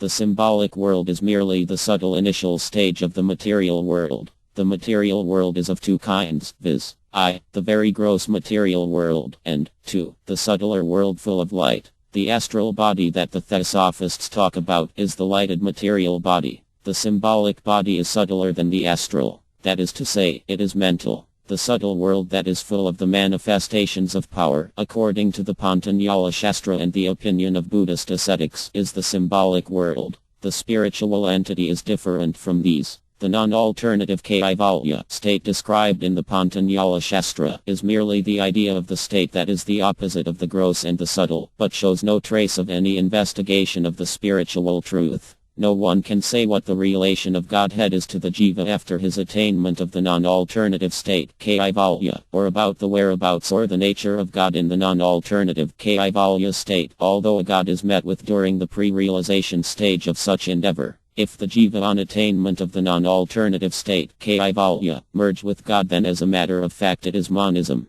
The Yogashastra, whether it is Theosophy or Patanjali, is not for the eternal benefit of jiva. Yogashastra is one of the numerous blind lanes that are found to exist between the grossest materialism at one end and spiritual truth at the other, and, therefore, it yields no satisfaction to the jiva who is in quest of spiritual bliss. Some hold that God has made this world for our enjoyment. We obtain the grace of God by religious merit earned in course of sinless enjoyment of this world. It may be objected to this that if this world had been made for yielding happiness to the jiva, God would not make it so imperfect. God has to be blamed for making it so imperfect if we assume that this world was intended by him for our happiness. If his purpose in creating the world had been to teach us to be religious, it would undoubtedly have been made differently, because at present all persons of this world cannot attain to religion. Holders of the opposite view say that this world is intended for the punishment of the jiva for offense committed by him. Being unable to find an adequate answer to the question how the jiva could commit offense, a certain explanation has found a place in several religious systems to the following effect.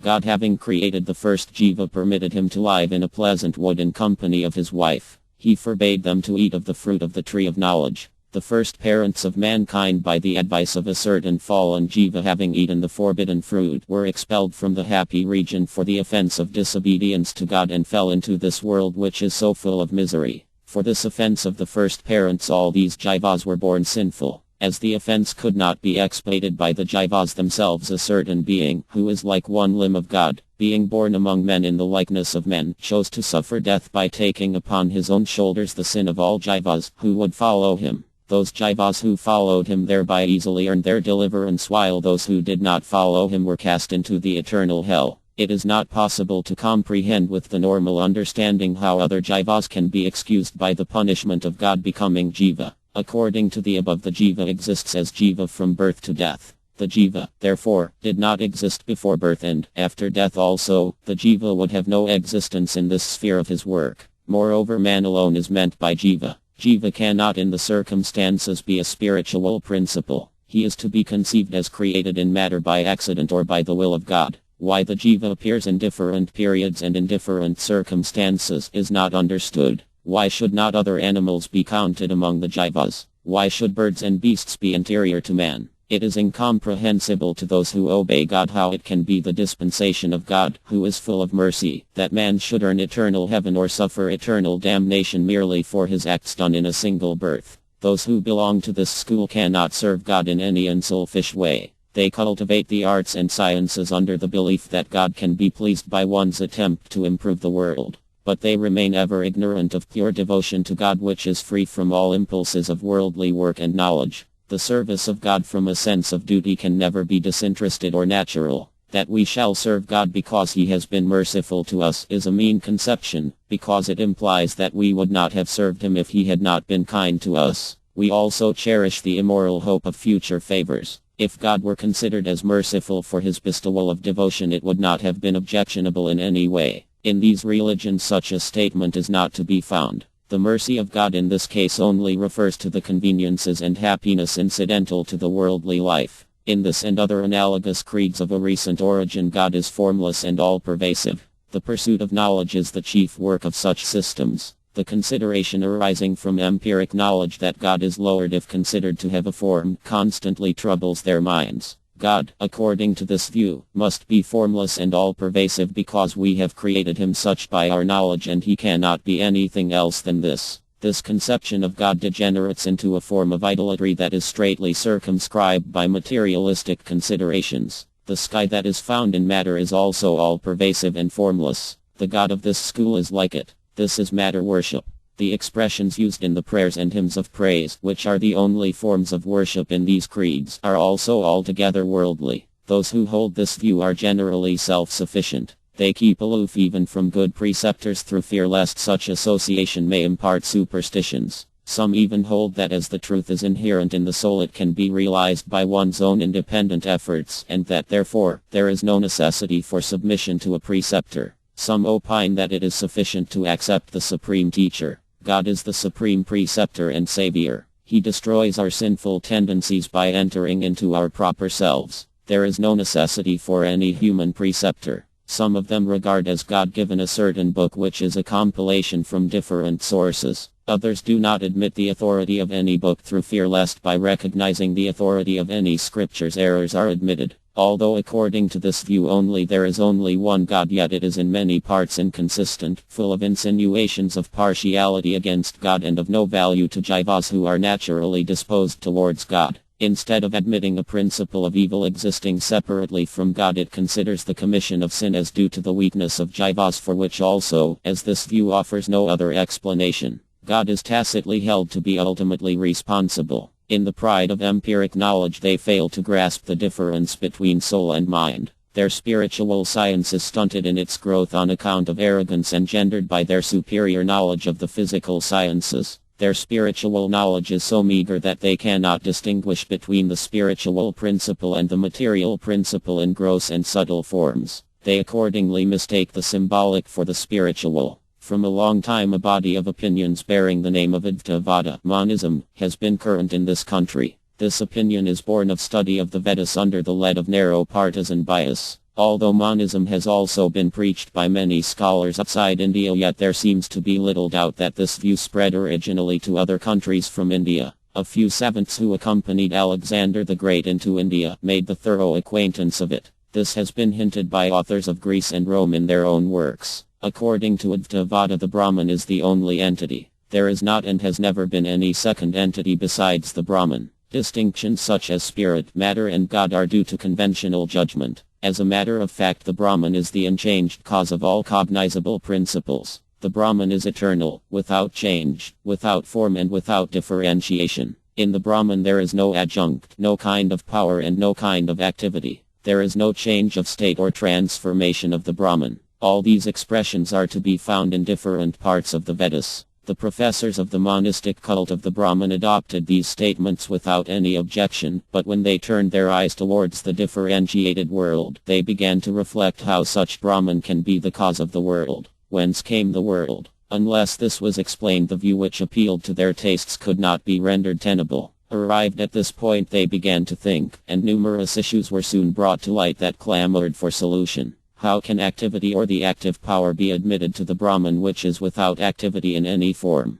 On the other hand, caution was necessary lest monism suffered any curtailment by the admission of a second principle. Thinking on in this manner, they first of all came to the conclusion that there would be no violation of the monistic principle if a slight power of transformation in the Brahman were admitted. The Brahman is the transformation of itself. This transformation is cognizable. Those monists who considered such admission as inconsistent with the monistic position, proposed to account for the world by the assumption of deception or illusion, vivarta, due to want of true knowledge. Just as a stick may be mistakenly supposed to be a snake, the world is unreal, a mere illusory idea. There is no world, no life. The Brahman exists, and there also exists an illusion in the shape of the knowledge of the world. The names avidya, nescience, maya, illusion, etc. arose out of the effort to understand this deception thoroughly. A deception is never a real, separate entity. Therefore, there is no infringement of the conclusion of monism that the reality is only one.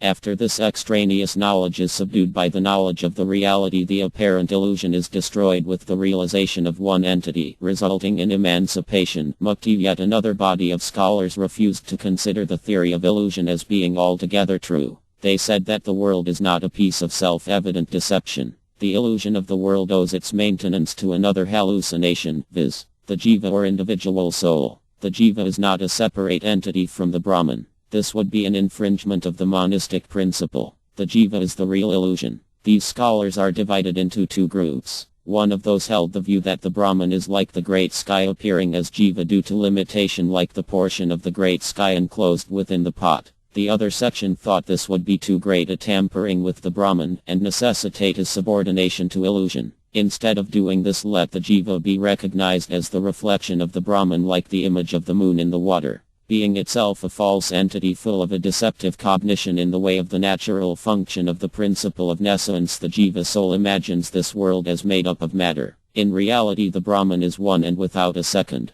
The jiva is not a separate entity. The world also is not anything that has a separate existence from the Brahman. The great error of these scholars, which they can neither see nor want to see, is their assumption that the Brahman is only one, admitting of the existence of no second entity, and that there is no other real thing separate from the Brahman. So long as the inconceivable power of the same Brahman is not admitted, all the above speculations are bound to be trivial. Is the powerless Brahman proved to be one by the postulation of illusion by one, of nescience by another, of deception by a third, and of the deception of a deception by yet another school? In all these views, the abandonment of the monistic position is easily recognizable. The conception of the Brahman possessed of inconceivable power is an infinitely greater idea than that of the powerless Brahman. Neither does the former necessitate the postulation of an entity foreign to the Brahman for the purpose of preserving his so-called unity. Monism fails utterly to comprehend and harmonize all the statements of the Vedas and is equally powerless to promote the good of the jiva.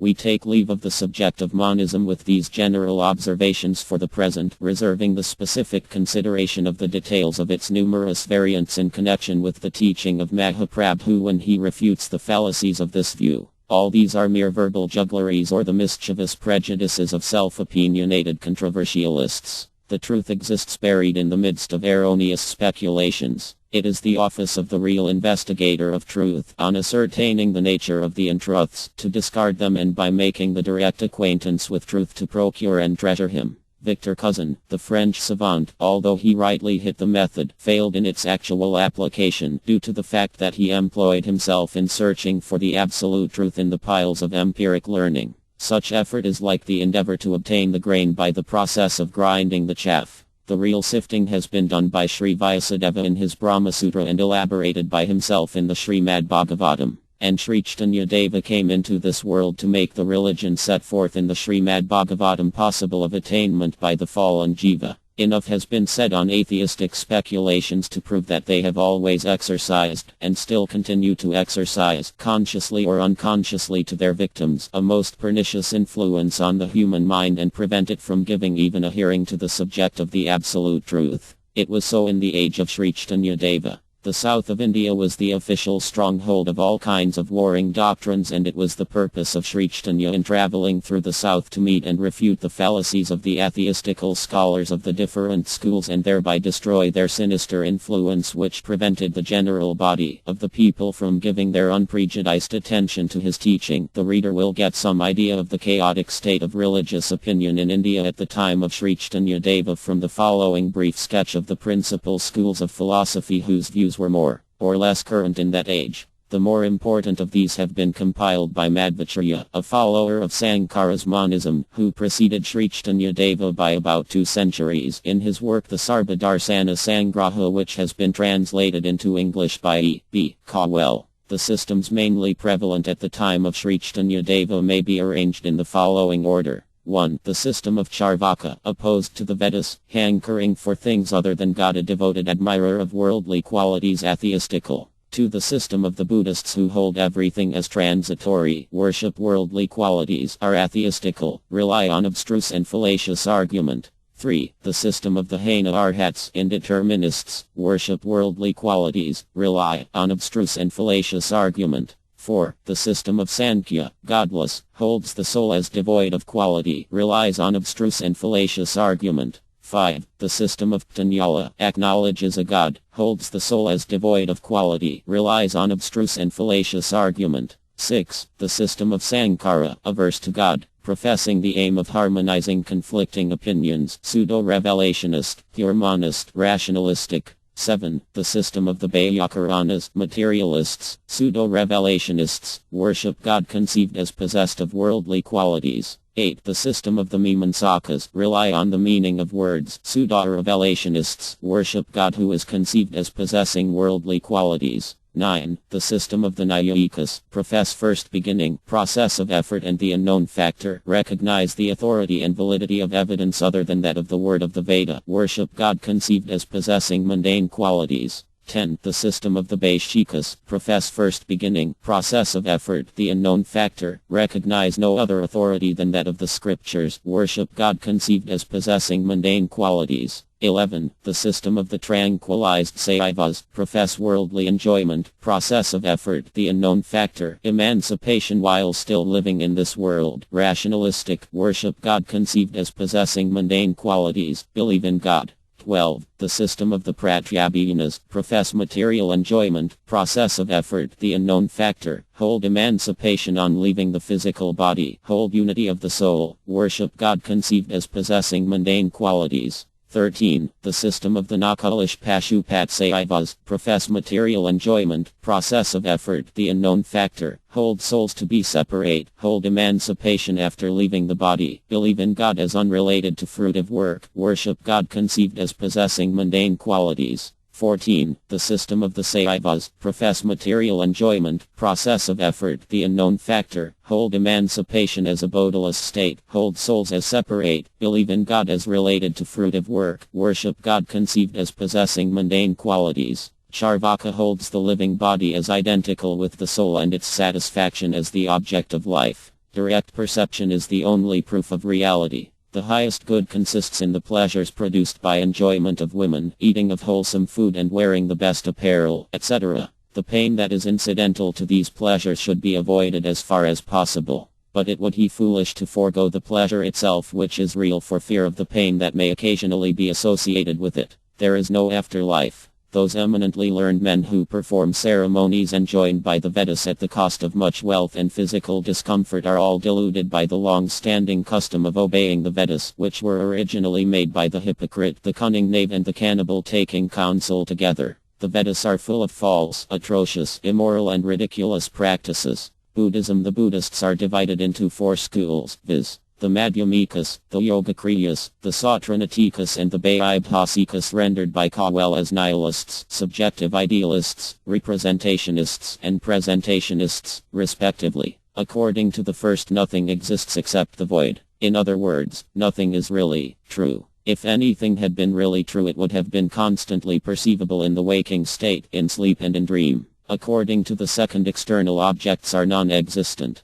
The soul, which is only momentary cognition, is alone true. The third school holds that external objects are true and realizable by inference. According to the Vaibhasikas, external objects are realizable by direct perception. According to all the schools, the principal duty consists in worshipping this body by nourishing the 12 dimensions of which it is made, viz. The 5 active organs, the 5 perceptual organs and the 2 perceptuo-volitional organs of the mind and the faculty of discrimination. According to the Buddhists, Shugata is God, the world is momentarily perishable, direct perception and inference are the evidence, and misery, dimension, aggregate and the path are the 4 truths. The entity misery is constituted of its 5 limbs, viz. Knowledge, pain, cognition, impression and color. The 12 dimensions have already been mentioned. The attachments and repugnances that arise spontaneously in the hearts of men are called the principle of aggregation. The fixed persuasion that all impressions are momentary bears the name of the path.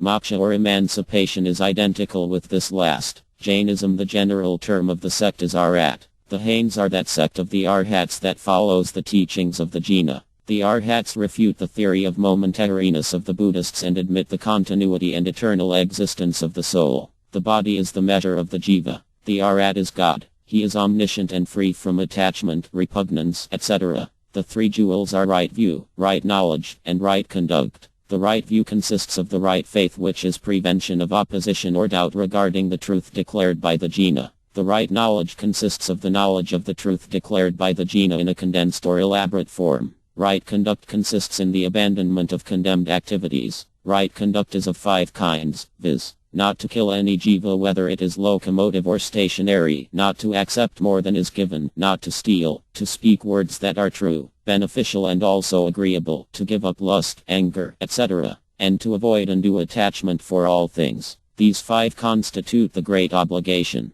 The highest state is attained by practicing these. They are Vedans believe in the doctrine of relativity, indefiniteness or indeterminateness, as opposed to the idea of the absolute. Sankhya. The propounder of the Sankhya system of philosophy is Kapila. There are two Kapilas. Kapila, the son of Kardama and Devahuti, belongs to the Satya Yuga. He is the Kapila mentioned in the Srimad Bhagavatam. His view, which is also known as Sankhya, is recorded in the Bhagavatam. It contains many statements that refer to the system of pure devotion. He must be carefully distinguished from Kapila, the propounder of the atheistical view of the current Sankhya philosophy, which is our present subject. The atheist Kapila was born of the Agni family in the Treta Yuga. According to the Sankhya, there are really two fundamental entities, viz. The pradhana or prakriti, i.e., the material principle, and the purusha, i.e., the soul. Prakriti undergoes transformation. The purusha is in essence unaffected. The 25 entities of the Sankhya, from the enumeration of which the system derives its name, consist of primordial matter, mula prakriti, mahat, mistaken egoism, ahamkara, the 5 subtle elements, pankatan matra, the 5 organs of sense, the 5 organs of action, the mind which is the organ of both sense and action, the 5 principles of gross matter and the soul, purusha. Of these the first is the pure essence of matter in the sense that it is not the effect of any other cause but is the cause of all the other material principles. The next groups in the series, consisting of the 7 categories from Mahat to the 5 subtle elements, are related to one another as cause and effect, each being the cause of the following entity.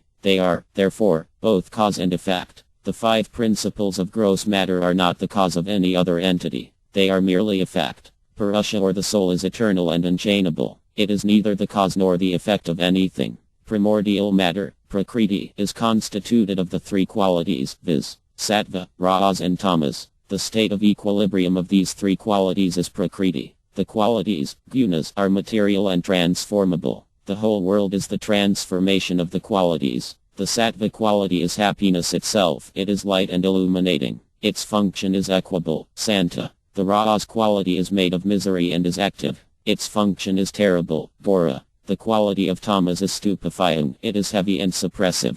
Its function is irrational, Murha. Although thus mutually opposed, they cooperate with one another and thus produce the world. The world is thus full of pleasure, pain and ignorance. Pleasure and pain are the qualities of the principle of discrimination, Mahat or Buddhi, i.e., of matter, and not of the soul. These qualities of the material intelligence are reflected in the soul. The soul is eternal, free from the material qualities, self-conscious, witness, active, different from matter and many in number. The material, prakriti, is the inactive principle, which is itself unconscious, but moving by the proximity of the soul. The soul is liberated when this relationship with the material principle is recognized by him. Such recognition leads the soul to dissociate himself from prakriti. This is the summum bonum and is called mukti or liberation. Yoga. This system was propounded by Patanjali Muni. It is also called theistic Sankhya. It recognizes, in addition to the 25 entities of Sankhya mentioned above, a 26th entity, viz. God. The summum bonum is called the non-alternative state, Kaivalya, which is reached by the 8 processes of yoga by which the activities of the mind are controlled and subdued. The worship of God helps the purification and tranquilization of the mind. The system is very similar to Sankhya, the chief differences being that it recognizes the attainment of emancipation as dependent on the grace of God and also lays stress on the 8-fold yoga practices. On attainment of the state of freedom from any form of activity, asamprajnata samadhi or mukti, misery finally disappears. This is the goal. It will be noticed that although the existence of God is admitted in the pre-non-alternative stages, he is only a secondary entity, the primary object being the attainment of a desirable state for oneself which does not appear to be in any way related to God after it is realized. The system of Sankara has tried to deduce the doctrine of pure monism from the Brahma Sutra of Maharshi Veda Vyasa. According to this system, the Brahman alone is true, all else is untrue. The world perceived through the senses is an illusion, like the mistaking of the rope for the snake. There is no difference between the individual soul and the highest soul, who is the Brahman. It is similar to the nihilistic school of Buddhism and has been considered to be a form of Buddhism under the garb of lip loyalty to the scriptures. Its Brahman is only a negation of the material world and has no definable nature of its own. The assertion that the nature of the Brahman is spiritual, chit, as distinct from unconscious matter, achit, differentiates it theoretically but not practically from the doctrine of void of the Buddhists. It commits material suicide in order to establish a spiritual void. It is an unnatural and forced interpretation of the philosophy of the Brahma Sutra and has obtained wide currency in this country, being recognized by many foreign scholars as the representative philosophy of Hindu orthodoxy. It is less prevalent in the south than in the north of India. Pure monism, which in its present form owes its origin to Sankara, has branched out into many slightly differing forms. It has already been referred to in another place and will be considered in its relation to the teaching of Sri Chaitanya in its proper place. The system of Vyakaranas. The grammarian Painini is the propounder of the view that by the study of sound in the form of the letters of the alphabet and words formed of them, the knowledge of the object to which they point is spontaneously realized as the result of such practice. Sound is of two kinds, eternal and transitory. The eternal sound is directly expressive of its object. The grammarians recognize this directly expressive sound as the Brahman. They hold that by the study of the science of sound, by the gradual subsidence of ignorance, the state of emancipation is attained. It is considered as the easy, royal road among the ways that led to emancipation, moksha. The system of the Mimamsakas. This was made by Maharshi Himini. The word of the scripture made by God out of pity for the attainment of a desirable state for oneself which does not appear to be in any way related to God after it is realized. The suffering of the jiva is the only authority by following which the fruit in the form of happiness promised by it is attainable. This school undertakes to supply the true interpretation and to reconcile apparently conflicting statements of the scriptures. The system of the Nyayikas. The view of Gautama, the promulgator of this system, may be thus put. There are 16 categories consisting of processes by which the knowledge of the 12 entities can be obtained. By constant hearing, contemplation and revision of the knowledge thus gained, the individual soul and the oversoul become known.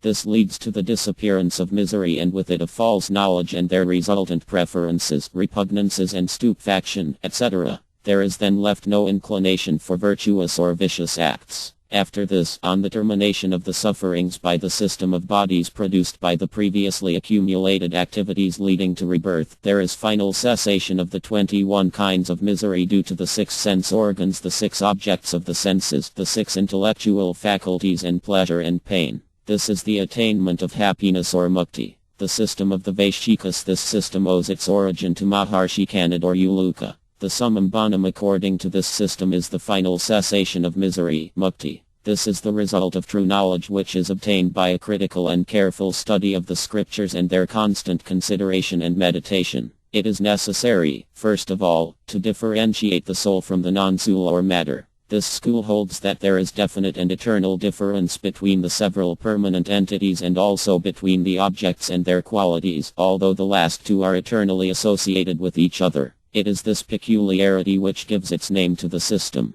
The atom is the final limit of matter. The world, etc., made of material atoms, are eternal, and any other worlds not so made are impermanent but eternal. The system closely resembles that of the Nyayikas. Saivas. According to this, Siva, who is ever affectionate to his devotees, is held to be God, and the Jivas are designated as animals, Pashu. God awards the fruit of actions in accordance with the nature of such acts. All action is followed by its appropriate effect and is therefore the cause of such effect. This does not affect the freedom of action of God as the Supreme Lord and Master. God is formless. There are 3 entities, viz., the Lord, the animal and the bond. Siva is the Lord, and those who have attained the state of Siva and the methods whereby this state is attained, e.g., initiation, etc., form the lordly category. The Jiva soul is the animal. This Jiva soul is different from the body, is eternal and is capable of taking the initiative. The Jiva soul freed by Siva from sin is elevated to his proper lordly position and merges with the divinity. The Pratyabhayanas. According to this school, the Jiva soul is the oversoul. This is established by the inference that a being who has knowledge and power of independent action is God. That which has not those powers is non-God, e.g., house, etc. The soul of Jiva possesses the above powers and therefore it is God. This recognition of the identity of the Jiva soul with God is called Pratyabhayanas. The acquisition of this knowledge is alone necessary for the highest realization, viz., that Siva is the divinity. Nakalish Pashupat Saiva. Siva is God. Being the ruler of Jivas, Siva is also called Pashupati, Jiva being named Pashu, animal. God's will is the only cause of the world. The summum bonum, mukti, according to this view consists in the absolute cessation of all misery and the attainment of the state of the divinity. Specific acts are prescribed as the method to be followed for obtaining emancipation. It considers service of God as tantamount to bondage. Saivas, Raisvara or Mercurial school. The summum bonum is the attainment of the state of the divinity. This is possible only through knowledge of God. But this knowledge is naturally and easily attainable in this material body if it is tranquilized by Mercury. Siva is God. Mercury is Siva's own self. The body is the friend of the soul and can be rendered spiritual and eternal in the above way. Mercury is called Parada and Raisvara due to its qualities of enabling the jiva to get across the ocean of this world and being accordingly the supreme liquid. All these and many other atheistical views have been prevalent in this country from most remote times. All these are empirical and try to work up to God, who is necessarily conceived as some form of sublimated or discarded matter, by the powers of the human mind working on the data supplied by the senses. Even in those cases where there is profession of obedience to the authority of the revealed scripture, such admission is merely verbal and the method adopted is in every instance purely empirical, although help of the scriptures is frequently sought in support of special views reached by the empiric process. In spite of the lip profession of theism, such method has consciously or unconsciously led in every case to the formulation of materialistic, unspiritual and godless systems. This, however, did not pass unchallenged. Or, it would be truer to say, that these views were really propounded in opposition to the theistic school which embodies the natural religion of the jiva and which has existed both potentially and in an explicit form from eternity. It is in fact futile to seek for the origin of the eternal religion in history limited by space and time. It has always existed. Its continued existence can also no doubt be established as far back as our limited vision extends. All the other systems have a historical origin. The theistic, Vaishnava, religion has no historical origin and no beginning. The other systems have attained temporary prominence on account of the vigor of their attack on theism, Vaishnavism. We shall return to this subject again. For the present it would be sufficient to point out that theism in its true sense, which is identical with Vaishnavism, possesses the most numerous body of expounders and they have always been engaged in refuting the fallacies of the empiric schools. In the Iron Age, Kali Yuga, the Vaishnava religion has had four principal teachers after whom the four divisions, Sampradayas, of the community are named. Those four founder Agryas of the respective Sampradayas in the chronological order of their appearance are Srimad Adi Vishnuswami, Srimad Nimbarka, Srimad Ramanuja and Srimad Madhva. The Vaishnava founder Agryas are pure revelationists, Shraddhapanthas, as opposed to the schools mentioned above who are empiricists. They hold devotion to Godhead whose nature is purely spiritual to be the summum bonum. This goal is reached by obeying the scriptures by submitting to receive the word of Godhead from sadhus who alone understand their true import. This submission must also be complete. But although the four Vaishnava founder Acharyas, who preceded Sri Chaitanya and their followers certainly prepared the ground for the general re-establishment of pure theism, their efforts only led their opponents to endless shifting of position and restatement of their views, and this was done with so much vigor and success that at the time of the advent of Sri Chaitanya the country had passed almost completely into the hands of the atheists, as will appear from the incomplete list of the principal atheistic schools that were flourishing in his time, which has been put before the reader in the above brief account. Sri Chaitanya was opposed by all of these and he had to meet their leaders in learned disputations. The school which was most hostile to him was that of the Smartas, who do not admit the transcendence of Vishnu and his devotees but hold Vishnu to be a god of equal status with the other gods and endowed with specific powers. The Smartas are frankly polytheistic and follow fruitive activities for the reward of material happiness promised by the scriptures for their performance. The purely spiritual religion preached by Sri Chaitanya was, therefore, utterly incomprehensible and repugnant to the doctrines and practices of the Smartas. Sri Chaitanya also had occasion to engage in controversy with Chankazi, who believed in the doctrine of impersonal Godhead, and so thoroughly convinced him that it is not the teaching of the Quran that he turned out to be one of his staunchest supporters. The followers of the Vaishnava founder Acharyas had also succumbed to the seduction of the other schools, and Sri Chaitanya had to meet in controversy the leaders of pseudo-Vaishnava factions who were in revolt against the authority of their own Acharyas.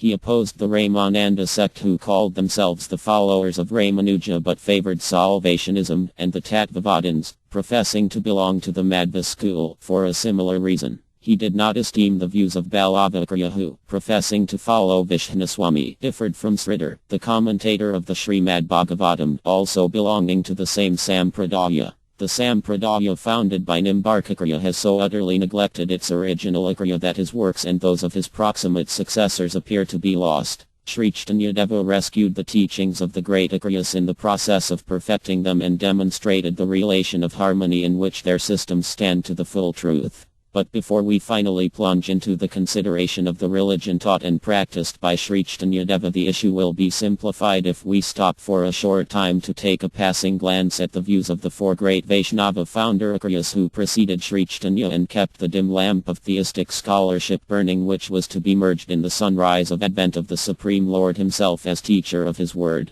V. History of Theism. There is a certain class of people who have the temerity to regard the religion preached by Sri Chaitanya Deva as of recent origin and an original and new conception. The fact, however, is quite otherwise. It is no other than Sri Chaitanya whom all the scriptures of every age and country have been eager to proclaim but have failed to adequately express. The truth, who is no other than Sri Chaitanya Deva himself, is the same who manifested himself in the heart of Brahma at the beginning of material creation. The word, who, beginning with Brahma, made himself manifest to a succession of persons, was gradually confused in many ways by the influence of time. The absolute truth made available by Brahma in the form of the word, although he appeared in subsequent times in the community of the rishis, being handed down by the process of verbal transmission to the ear from preceptor to disciple, has been variously transformed due to the intrusion into the process of the triple qualities of this material world. At those periods when the perverted version of the communication manifested to the ear threatens to completely mask and distort the real truth that Lord Vishnu, the Divine Personality himself, who is both source and the first link in the chain of the line of preceptorial succession through whom the Divine Logos manifests himself as articulated sound to the ear, causes the appearance of himself in this world in different forms in conformity with particular lines of activities appropriate for the particular requirements of the times. These plenary divine manifestations constitute the series of the Leela avatars of Vishnu.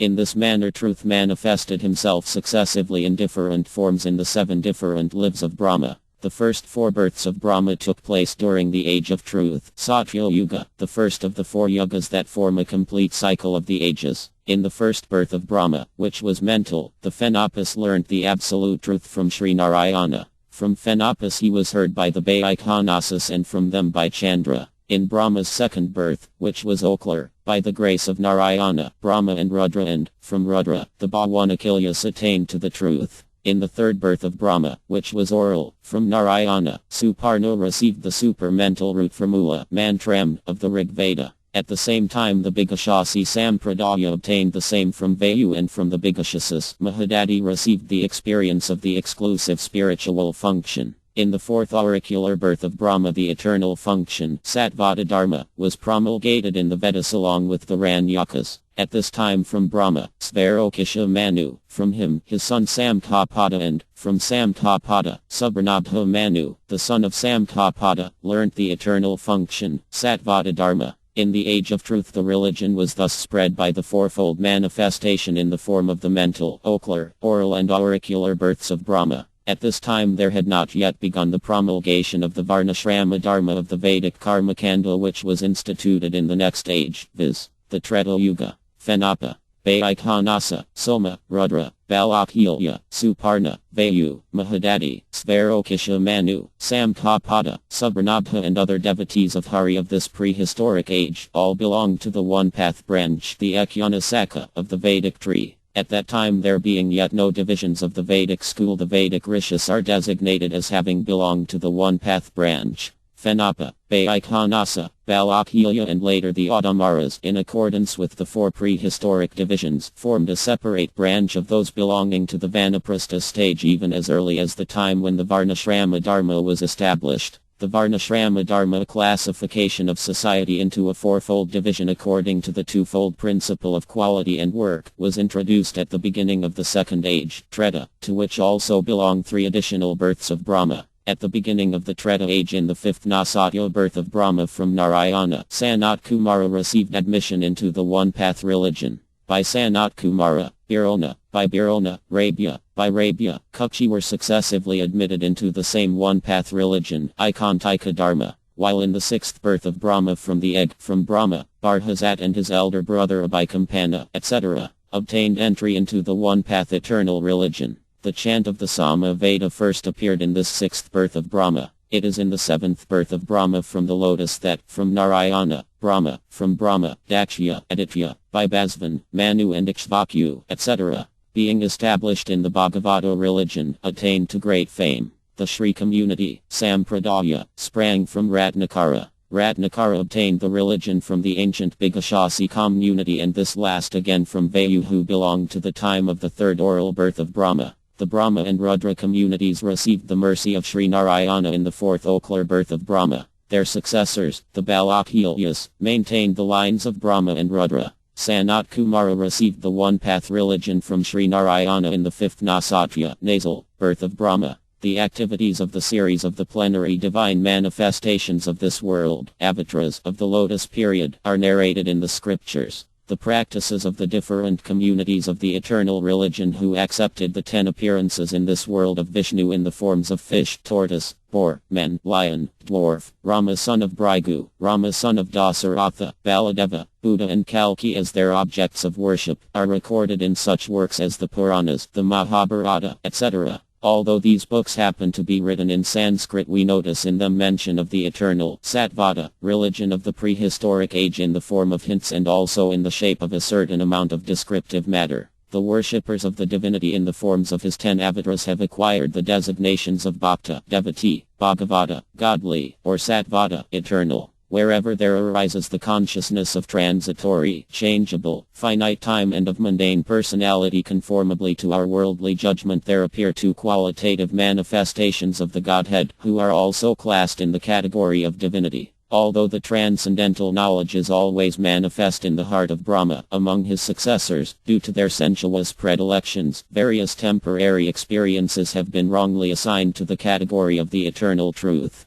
Whence there are to be found in this world in regard to Godhead a great variety of mutually conflicting views. We find accordingly at different places the cults of the village god, of ghosts, mesmerism, the process of Panchapakshi, the cult of the followers of energy, immersed in the enjoyment of the 5 pleasures making for a material objective, the creed of the worshippers of the sun imbued with a mixture of cognitive and active qualities, and the system of the worshippers of Ganapati, a product of the cognitive in association with benumbing qualities. These cults setting themselves up as its rivals have been trying by their loud clamors to disturb the eternal religion. The desire of his successors for other things than the spiritual service of Godhead by disregarding the method of service of the transcendental that had appeared in the mind of Brahma drove them into the paths of fruitive work and empiricism of the elevationists and the liberationists respectively. These temporarily excited mental tendencies are checked by the power of Rudra, who is adored by the material, negative or nihilistic quality. The various faces of Brahma, the avatar and active quality of the transcendental Vishnu in this material world, have been imagined, synthesized and made manifest by persons possessed of corresponding natures, and, up to the time when those active tendencies are not absorbed in the negative, the worship of qualified Vishnu manifests its potency in this phenomenal world. As a matter of fact, the conceptions of qualified and non-qualified worship are correlatives in the mundane apprehension.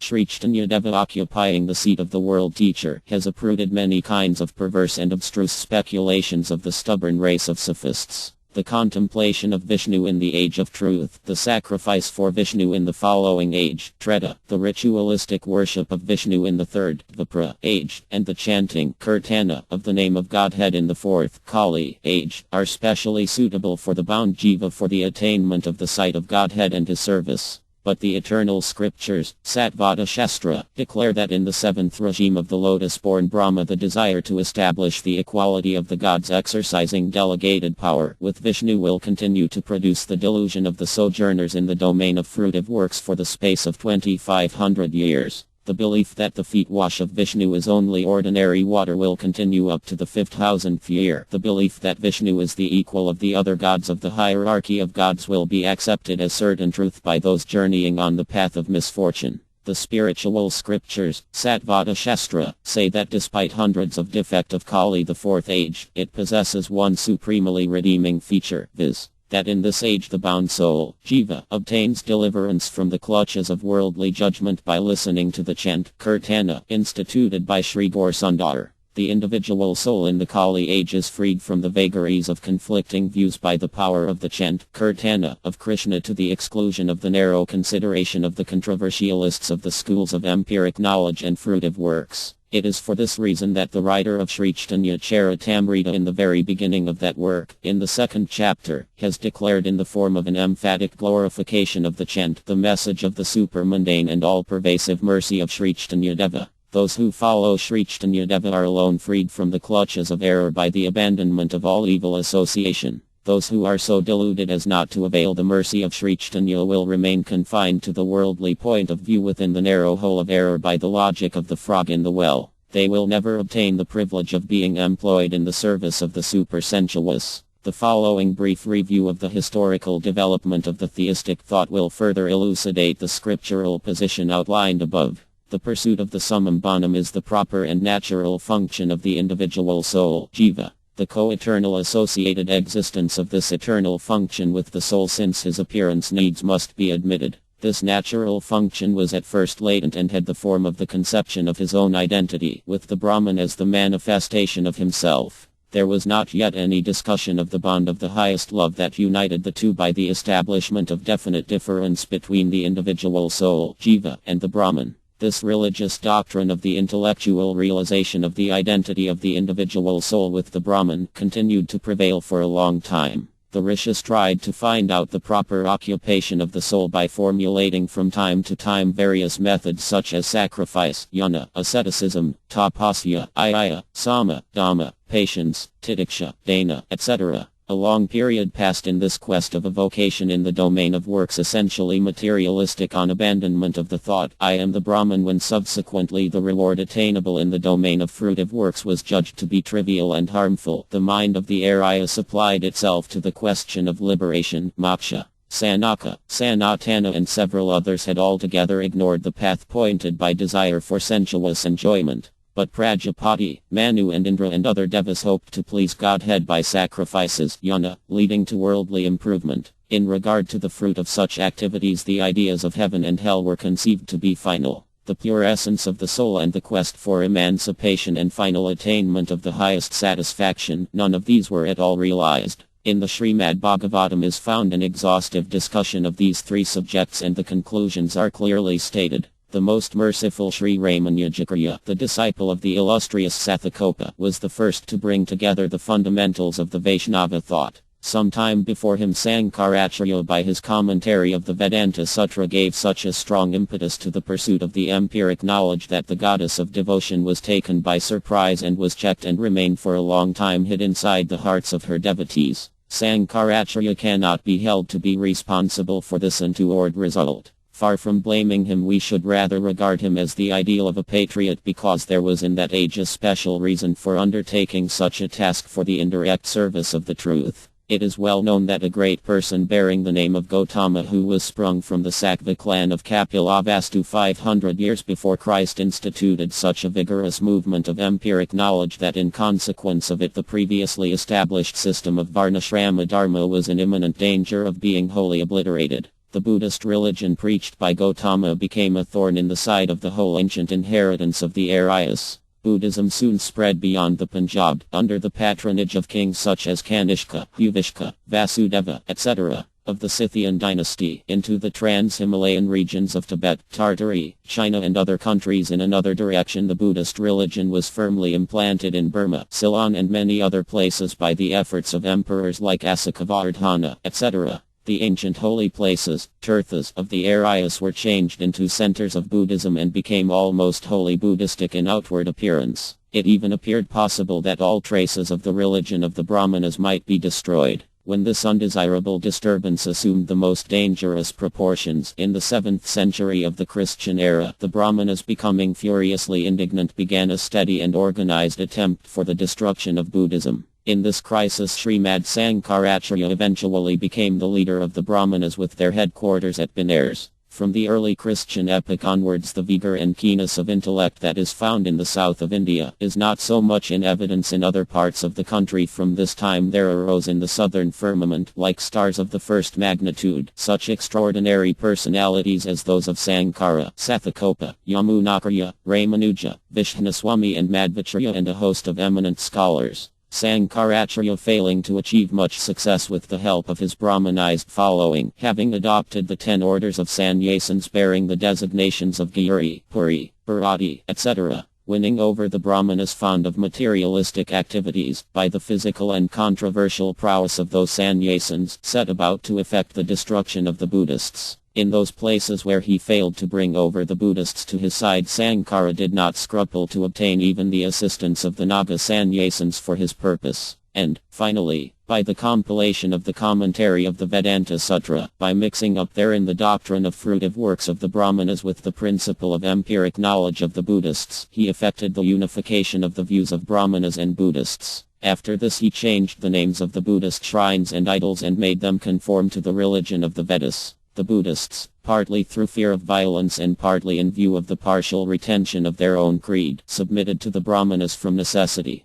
Those Buddhists to whom such a procedure appeared to be hateful fled either to Burma or Ceylon, carrying with them the relics of Buddha. It was at this time that the Buddhist Pandits made their way to Ceylon from Puri with the tooth relic of the Buddha Avatara. In the 5th century AD, the Chinese savant Fa Hyun visiting Puri wrote with great joy that in that place Buddhism existed in an unalloyed form and there was no oppression by the Brahmanas. Subsequently, after the change noticed above in the 7th century AD, the next Chinese scholar Hun Tsang wrote from Puri that the tooth of Buddha had been carried to Ceylon and the holy place had been utterly desecrated by the Brahmanas. On a consideration of these events, the activities of Sankara would appear to be really wonderful. By divesting the country of the nomenclature of Buddhism, he effected to a certain extent the welfare of India in the national sense, inasmuch as it prevented the further attenuation of the old society of the Aryas, a process which had been in progress. Especially did he change the mentality of the Aryas by introducing into Aryan books the controversial method.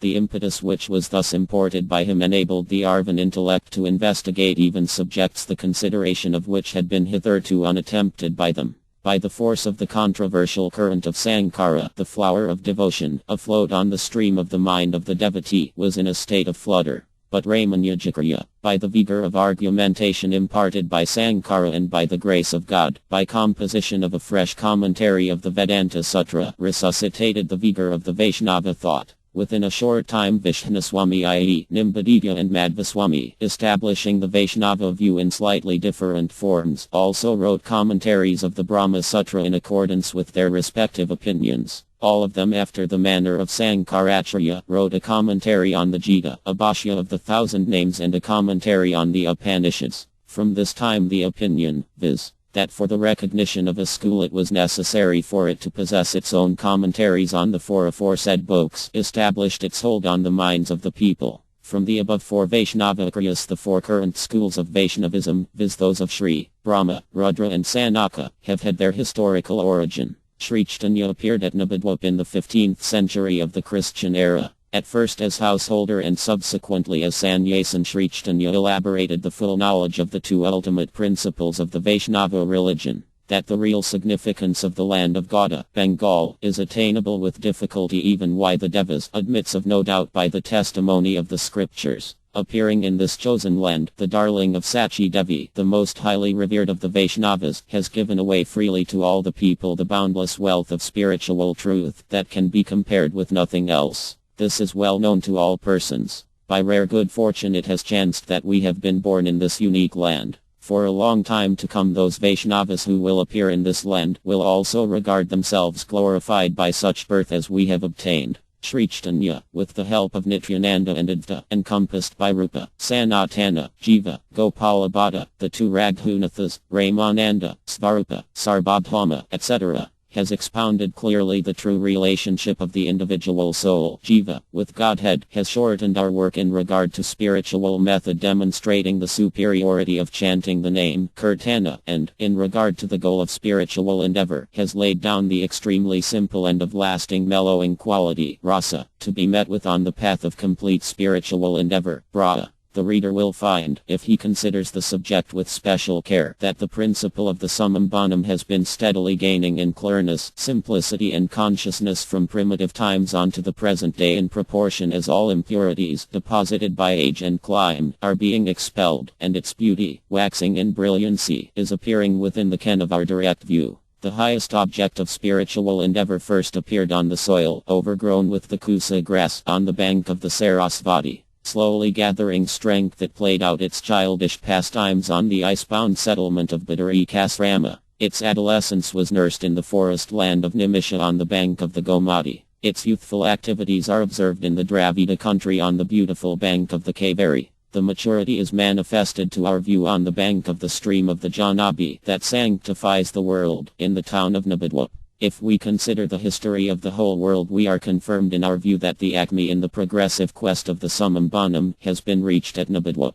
The Supreme Soul is the only object of the love of the plurality of separate individual souls, jivas. If the Supreme Soul, who is the integer, is not served with love, he can never be easy of access to the separate fractional souls. He is not easy of attainment even if he is constantly meditated upon by abandonment of all other attachments that bind individual souls to this world. He is captivated by a mellow quality, rasa, of the appropriate kind, and by leaving this out he cannot be obtained. This mellow quality, rasa, is of 5 specifications, viz. 1. Tranquil, Santa. 2. As of the servant, Dasya. 3. As of the friend, Sakya. 4. As of parents, Vatsalya. And 5. As of the wife or mistress, Madhura. The mellow quality whose specific characteristic is tranquility is the one to appear initially by reference to the Brahman, or, in other words, it is equivalent to the merely continued existence of the fractional individual soul in the greater principle, on the cessation of the miseries due to the worldly connection. In this state, with the exception of a slight measure of negative bliss, there is no other freedom. At this stage there has not yet been established any reciprocal relationship of the spiritual novice with the supersoul. The mellow quality characterized by servitude, dasya rasa, is the next in order of manifestation.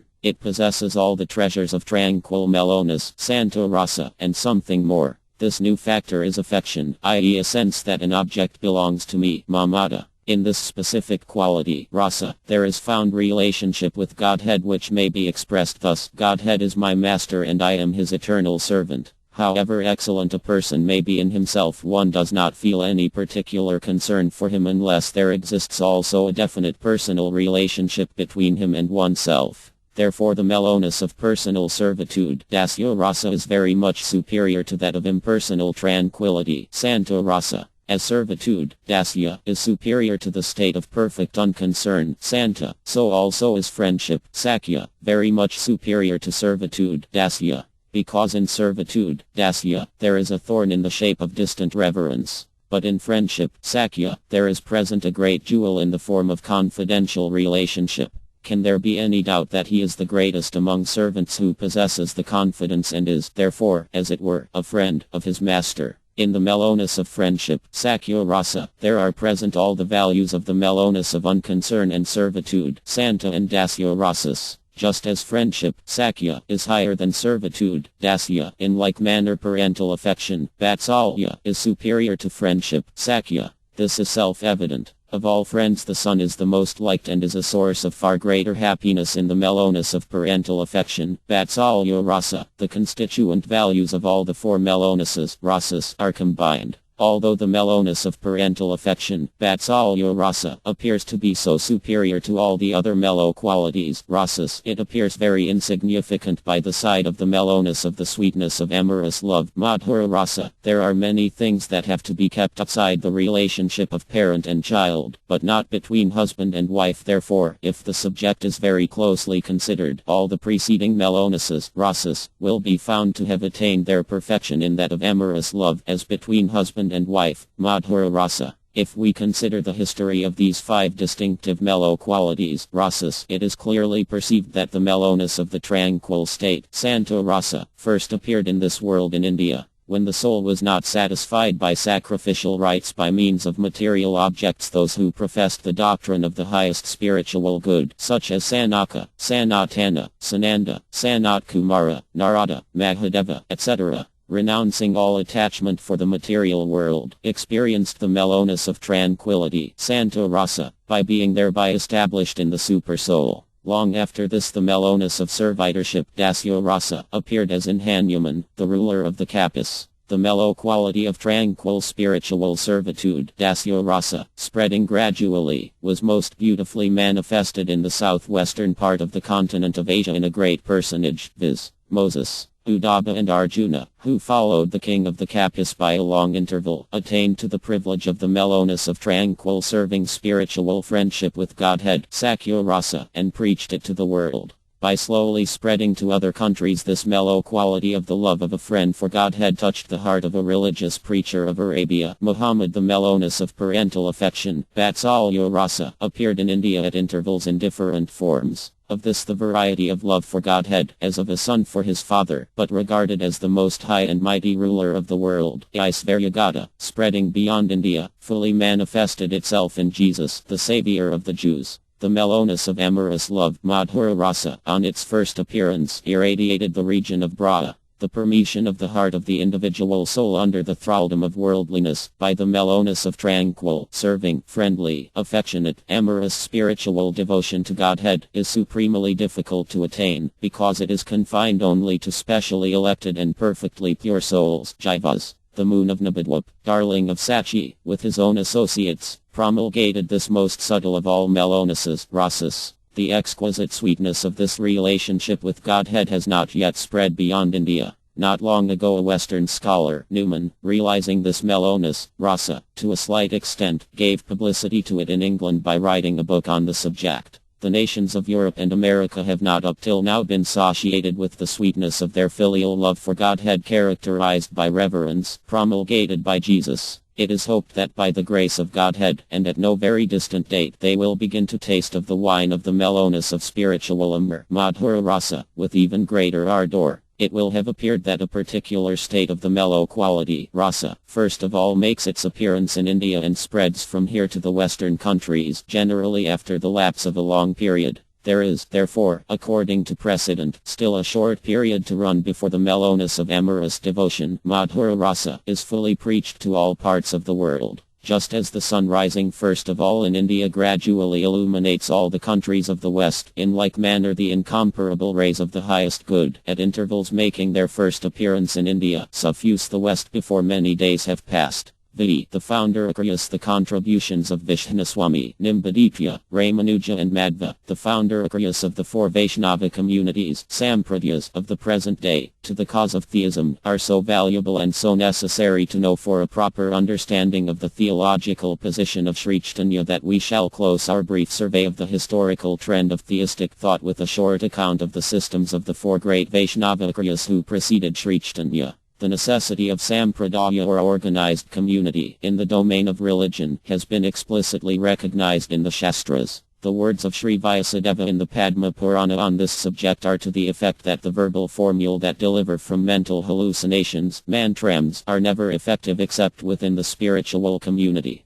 And the same authority goes on to observe that in the fourth Kali age there will be for this purpose four theistic, Vaishnava, communities, Sampradayas, founded by their respective acharyas, by the will of Godhead. This is not the advocacy of sectarianism. It upholds the principles of association and continuity in religious life as against anarchism. If rightly understood, it is the procedure that is naturally followed by all persons who are sincerely minded, prefer the good law to anarchy and association with good people to egoistic isolation, and are truly Catholic, not merely by profession, but also in their conduct. Those pseudo-liberals who pose as being above any class or community are only anarchists in disguise. The truer instinct of mankind has always been alive to the fundamental necessity of belonging to a good, i.e., well-regulated, community. The four communities, Sampradayas, of the Iron Age are connected with the ancient times by their recognition of the ulterior authority of the eternal ancient teachers, viz. Lakshmi, Brahma, Rudra and the four Sanas, Shatasana, respectively. The four founder acharyas of the Iron Age professed to preach the views of those original teachers of the religion. Sri Rudra is the source of the teaching of Sri Vishnuswami. Sanaka, Sanatana, Sananda, Sanat Kumara, that of Sri Nimbarka Swami, Sri Lakshmi Devi, that of Sri Ramanuja Swami, and the four-faced Brahma, that of Madhva Swami, in the Iron Age. The original prehistoric teachers, who are the ultimate source of the four communities in the chronological order of their appearance, are 1. Lakshmi, the eternal and inseparable consort of Vishnu; 2. Brahma, sprung from the navel lotus of Garbhodasai Vishnu; 3. Rudra, sprung from the second Purusha; and 4. The four Sanas, who are the sons of Brahma born from the mind. The chronological order of the Akryas of the Iron Age is 1. Sri Vishnaswami, 2. Sri Nimbaditya, 3. Sri Ramanuja, and 4. Sri Madhva. Sri Vishnaswami. There are three different Vishnaswamis belonging to the same line. The first of them in order of time is known as Adi Vishnaswami and also as Sarbana Muni. He was born in the Pandya country, the southernmost part of ancient Dravida in the 3rd century BC. His name, before he accepted sannyasa, was Divatanu. He was a Tridandi sannyasin and re-established the old institution of Tridanda sannyasa in the Iron Age. We find among his immediate followers no less than 700 Tridanda sannyasins who were availed by him for preaching Vaishnavism against Buddhism. Vishnaswami is sometimes confounded with Sarvjnatma Muni, who was an exclusive monist, Kavaladvavadan. The system propounded by Adi Vishnaswami or Sarbana Muni is known by the name of Suddhadvaita Siddhanta. The pure monistic doctrine, as distinct from exclusive or pseudomonism. According to Sri Vishnaswami, the individual soul, jiva, is a constituent part of the substantive reality, vastu. The power of the vastu is maya. The activity of the vastu is the world. None of these beings separate from the vast. The first point to be noticed in this connection is that Vishnaswami does not identify the individual soul, jiva, with the Brahman. Neither does he conceive of the individual soul, jiva, as independent of the Brahman. His metaphor to bring out the relationship between the two is that of the sparks of a great fire and the fire from which the sparks issue. Therefore, in the scriptures the individual soul, jiva, has been sometimes called the Brahman, being qualitatively the same. And in other passages the individual soul, jiva, has been differentiated from the Brahman. In the next place, the world, being the activity of the Brahman, is also real and eternal. The origin and dissolution of the world as found in the scriptures mean its temporary disappearance but not substantive loss. The world is the unchanged transformation of the Brahman, just as the different ornaments made of gold are unchanged gold. Godhead, according to Vishnaswami, is the embodiment of existence, self-consciousness and bliss in the embrace of the twin powers of Hladini, that which delights and is delighted, and Samvit, that which knows and makes known, as distinct from the bound soul who is, on the other hand, the source of all misery and enveloped in nescience. In his state of pure monistic consciousness the soul, jiva, is established in the relationship of servant to Godhead, which is the natural condition for the soul, jiva, who in the pure state is a fractional part of the whole, viz. Godhead. Godhead is the Lord of Maya. The soul, jiva, is subduable by the deluding or limiting energy, Maya.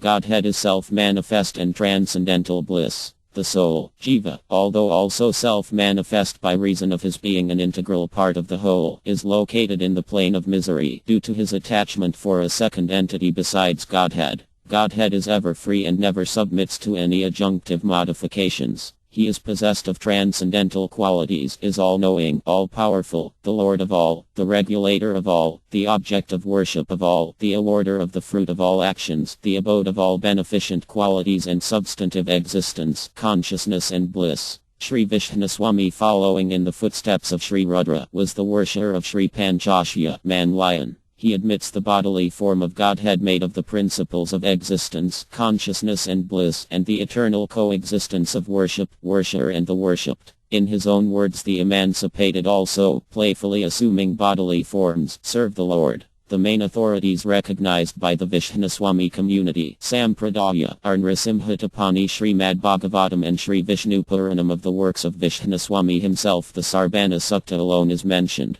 The Vishnaswami school counts very few adherents at the present day. Sri Vallabhakarya, although he calls himself his follower, differs in certain respects from the views of Sri Vishnaswami. Sri Nimbaditya is the propounder of bifurtial monism, Tadvtada. Sri Nimbarkaditya appeared in the town of Baidaryapadan, Mungarpadan or Mungipadan, in the Telugu country. He is known variously as Nimbaditya, Nimbarka or Nimbabibhavasu, and sometimes also as Rayanayani Amanada and Hapriyakarya. His followers are known as Naimayats and are different from the Naimanandis, who profess to be followers of Sri Chaitanya Deva under his appellation of Naimananda. Sri Nimbaditya was an ascetic of the triple staff, Tridandi Sannyasin. the line of his preceptorial succession being 1. Sri Narayana, 2. Hamsa, 3. The Chatusanas, viz. Sanaka, etc., and 4. Nimbadikacharya. Sri Nimbadika's commentary of the Bhashya known as the Vedanta Parayata Saurabha, and there are also several other works written by him. The system of Nimbarka holds the heard transcendental sound, Shruti, as the highest natural evidence of the truth, and also accepts the testimony of other Shastras when they follow heard sound, Shruti. The source of Nimbadika's teaching is the instruction imparted by the four Sanas to Sri Narada Goswami in the 7th Prapathaka of the Chandogyopanishad, which may be summed up as follows, viz. That the Puranas are the 5th Veda. Vishnu is the Lord of all. Devotion to Godhead in the forms of firm faith, Shraddha, and close addiction, Nishtha, is glorified. There is nothing equal or superior to the love for Godhead. The eternal abode of Godhead is praised. Godhead is independent of any other thing. The perfectly emancipated are the eternal servitors of Godhead and are engaged in eternal pastimes in the region of self-conscious activities in the company of Godhead. Godhead has power of appearance to and disappearance from our view. The Vaishnavas are eternal and transcendental. The grace of Godhead is glorified, etc., etc. According to Sri Nimbadika, the individual, Jiva, soul and the Supreme Soul are related to each other as integral part and whole. The soul, Jiva, is different from Godhead, but not separate. The soul, Jiva, is both knowledge and knower, like the sun which is self-luminous and also makes visible other objects. As an infinitesimal particle of consciousness, the soul, Jiva, is subordinate to Godhead who is plenary consciousness. The souls, Jivas, are infinite in number. By reason of his smallness he is liable to association with and dissociation from bodies made by the deluding energy of Godhead, Maya. In the bound state the soul, Jiva, is imprisoned in the gross and subtle physical bodies. In the free state he is dissociated from them. Souls, Jivas, are of three distinct kinds, viz. Those that are 1. Free, 2. Bound yet free, and 3. Bound. There are various gradations of each one of these. The soul, Jiva, is freed from the bondage of the deluding energy, Maya, by the grace of Godhead, there being no other way. The inanimate objects are two, viz. 1. Time, and 2. Deluding energy, Maya. Time is either transcendental or material. The former is self-conscious and eternal, i.e., undivided into past, present and future. The deluding energy, Maya, is the perversion of the self-conscious, Chit, or the shadow of the latter, and possesses the qualities of the shadow. Divinity is free from defect. The real nature of Godhead is full of infinite beneficence. Godhead as Krishna is the highest Brahman. Krishna is the source of all beauty and sweetness. Attended by his own power, the daughter of Brishabhanu, constantly served by thousands of intimate female friends, Sakhis, who are the extended self of the daughter of Brishabhanu. Krishna is the object of the eternal worship of the individual soul, Jiva. He has an eternal and transcendental bodily form. He is formless to the material vision but possessed of form to the spiritual eye. He is independent, all-powerful, Lord of all, possessed of inconceivable power and eternally worshipped by the gods such as Brahma, Shiva, etc.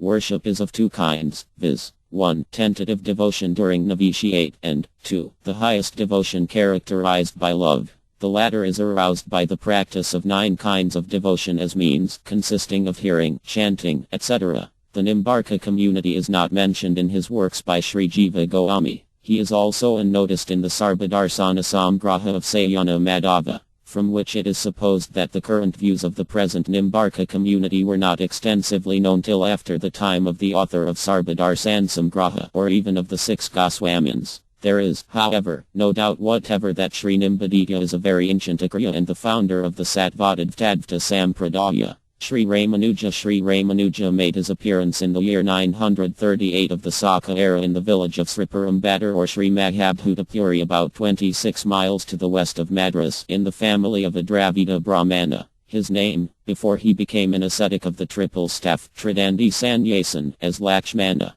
Lakshmana Desika accepted renunciation, sannyasa, on the bank of Anantasar at Kanjivaram invoking grace of Sri Yamunacharya. He soon became the head of the Sri community, Sampradaya, which had its headquarters at Sri Rangam. He traveled all over India visiting Kashmir, Benares, Puri, etc., and established the Pancharatrika view, the system of fivefold knowledge, at all the important centers of religion. We do not intend to enter further into the details of his wonderful career at this place. Sri Ramanuja is the author of numerous works, the chief of which are Vedantasara, Vedantadipa, Vedartha, Samgraha, Gita Bhashya, Sri Bhashya, etc. In the Ramanuja community, everyone is required to undergo purification by the method of the five-fold purificatory process, Pancha Samskara. Even a highborn Brahmana, according to the Ramanujas, who has not gone through the above purificatory process, is as much an untouchable as the lowest of the Chandalas, and a Chandala so purified is held to possess the highest sanctity. In the Ramanuja community, Vishnu is exclusively worshipped and the worship of all other gods is absolutely forbidden. In this community there is also the institution of renunciation of the triple staff, Tridanda Sannyasa.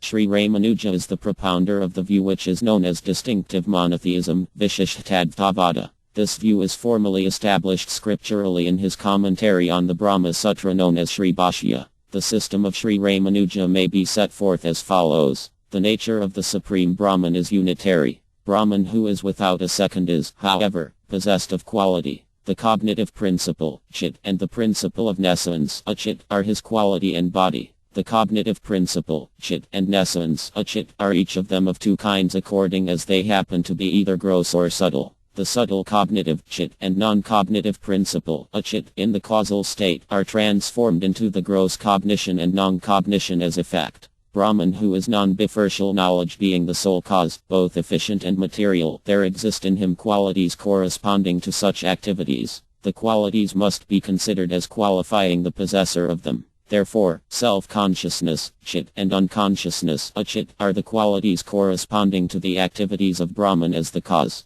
The body is dependent on, is enjoyed and regulated by, its possessor and is also that by which the latter is known. Self-consciousness and unconsciousness depend upon, are enjoyed and regulated by, non-bifertial Brahman, and, as effect, are the manifestations of Brahman as cause. There is no such difference in the individual, jiva, soul as deva, men, etc. It is the soul obtaining enjoyable bodies as the appropriate result of his own activities that makes the effect known in terms of such bodies. Therefore, devas, men, etc. are only indications of different activities of the soul. The bodies such as those of devas, men, etc. are thus modifications or qualities of the soul. The relation in which the body stands to the individual, jiva, soul is also that in which the individual, jiva, soul stands to the Supreme Soul. In distinctive non-dualism, three categories are admitted, viz. 1. The self-conscious principle, Chit, which means the individual, jiva. 2. The non-conscious principle, Achit, or matter, and 3. Godhead, Iswara, the regulator of spirit, Chit, and matter, Achit, who is the highest personality of Narayana.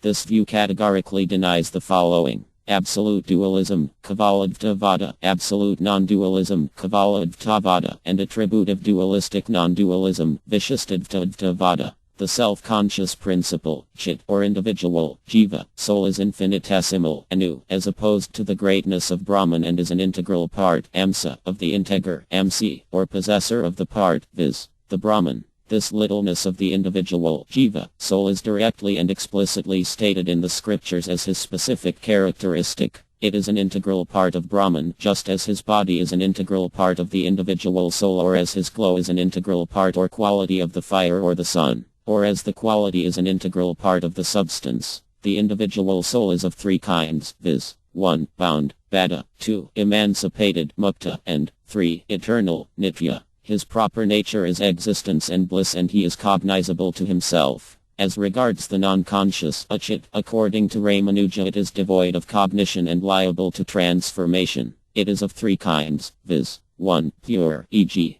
objects in Vaikuntha. 2. Mixed, i.e., constituted of the triple mundane qualities, and 3. Insubstantial or time. Sri Narayana is Godhead. He is distinct from the principle of consciousness, Chit, and non-consciousness, Achit, as substance from quality. He is the only cause of the origin, continuance and destruction of the spiritual, Chit, and material, Achit, worlds, and of cessation of the cycle of births. He is free from every imperfection, full of infinite beneficent qualities, the soul of all, the transcendental Brahman, the transcendental light, the transcendental entity, the Supreme Soul, the only subject of all scriptures and the guide of all hearts. The nature of Godhead is fivefold, viz. 1. The ultimate reality, Paratattva. 2. The principle of expansion, Bhuhatattva, for creation, maintenance, destruction, for protecting the bound jivas and showing his mercy to worshippers as Samkarsana, Pradyumna and Anrada. 3. The principle of the origination of any state, Bibhava viz. Avatars like Rama, Nrsimha, etc. 4. The inner guide, Antaryami Tattva, as a. the Supreme Soul who dwells in the hearts of his servants, and as b. Narayana with Lakshmi residing in the hearts of enlightened persons. 5. The principle of symbolic manifestation, Archa Avatara, as conglomerate embodiment, Sri Vigraha, name, form, etc., worshipped by his servants in accordance with their respective aptitudes. He seems as if ignorant although all-knowing, as if powerless although all-powerful, as if needing help although his wishes ever fully realized, as if needing protection although the protector, and as if serving his devotees although their master. Devotion is the proper method of worshipping Godhead, is extremely pleasing, the only thing needful and is of the nature of a particular kind of knowledge which produces a distaste for every other thing. Godhead is attainable by the soul imbued with devotion. Srimat Purnaprana or Srimadvacharya Srimat Purnaprana or Madvacharya made his appearance in this world in the Sakha year 1040 in the sacred Tirtha known as the Pajakakstra situated about 8 miles to the southeast of Udupikstra in South Kanara. His name, before he accepted sannyasa, was Vasudeva. Sri Vasudeva came of a Brahmin family, his father's name being Sri Narayana Bhatta, who bore the surname of Madhvajaha due to the fact that one of his ancestors, who was an immigrant from the country of Ikatra, built his dwelling in the middle part of the village settlement. His mother's name was Vedabhati or Vedavidya. Vasudeva accepted renunciation of the ascetic's staff Danda Sannyasa from Sri Achyuta Preksha, the disciple of Sri Prajnatirtha in the line of Grudabahan, without obtaining the previous permission of his parents at the age of 11, and received the designation of Anandatirtha or its equivalent Madhva. Sri Achyuta Preksha at that time happened to be in charge of the shrine of Sri Anantaswara, situated in the neighboring village of Rajatapithapura. The order of spiritual preceptorial succession, according to the Madhvas of Rajatapithapura of Madhvacharya, is as follows. 1. Sri Narayana as Hansa. 2. Four-faced Brahma. 3. Chatusana. 4. Durvasa. 5. Pasatirtha 6. Satyaprana. 7. Prajnatirtha. 8. Achyuta Preksha. And 9. Madhva. It is not our purpose in this place to enter into the details of his career which was long and eventful. Srimad Madhva was the worshipper of boy Krishna, whose holy form, miraculously rescued from a sinking boat, was solemnly installed by him at Sri Udupikstra and still receives worship from the sannyasins, his successors in the disciplic line. Sri Madhvacharya had a most powerful physique. He journeyed twice to Sri Bhadarika and visited all the principal tirthas of India where he preached his doctrines and engaged in successful disputations with the leading scholars of the rival schools. Sri Madhvacharya disappeared from this world in the 79th year of his advent. Sri Madhvacharya wrote numerous works and established many maths with organized service and worship for the purpose of spreading his bifurcal theistic view. As many as 38 separate works, all in Sanskrit, from his pen, are still extant. The literature thus brilliantly inaugurated swelled to immense proportions by subsequent editions of many valuable works by his successors. The teaching of Sri Madhvacharya is found summarized in a short verse which is regarded by the members of the school as giving a correct view of his position and may be rendered thus. Divine Vishnu is the highest of all. The world is true. Between Godhead, Jiva and matter there exists fivefold eternal reciprocal difference. The Jivas, individual souls, are the servants of Sri Hari. There exists gradation of fitness among Jivas.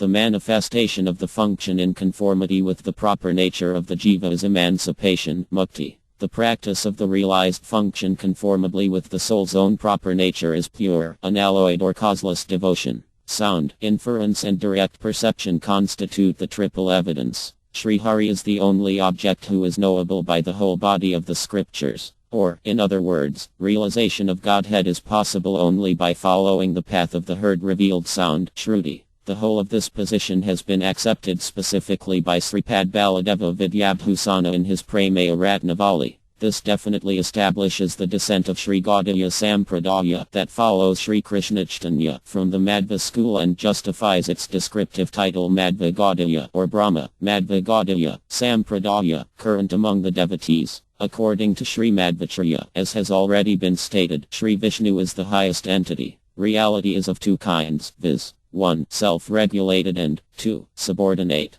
Vishnu is the one perfectly self-regulated entity. He is the abode of infinite, free from defect, beneficent qualities. He is all-powerful, autocrat, the regulator of the animate and inanimate worlds, from the tip of fingernail to the top of hair, the wholly embodied form of existence, intelligence and bliss, cognizant and delighting in his own real nature and without any subjective heterogeneity. There is no distinction between his body and himself as the possessor of body. There is absolute identity between his body, quality, action and name. That is to say, there is no dividing line between his name, form, quality and activity, Liya. He is eternal, the regulator of all, the lord of all, Iswara, ruler of even Brahma, Mahesa and Lakshmi, and for this reason he is the highest Godhead, i.e., God of all the gods. He is in every age and country the wholly embodied form of the possessor of all pure energy. Those persons who notice any distinction or distinction and non-distinction in the name, form, quality and activity of the avatars, viz. Fish, tortoise, etc.,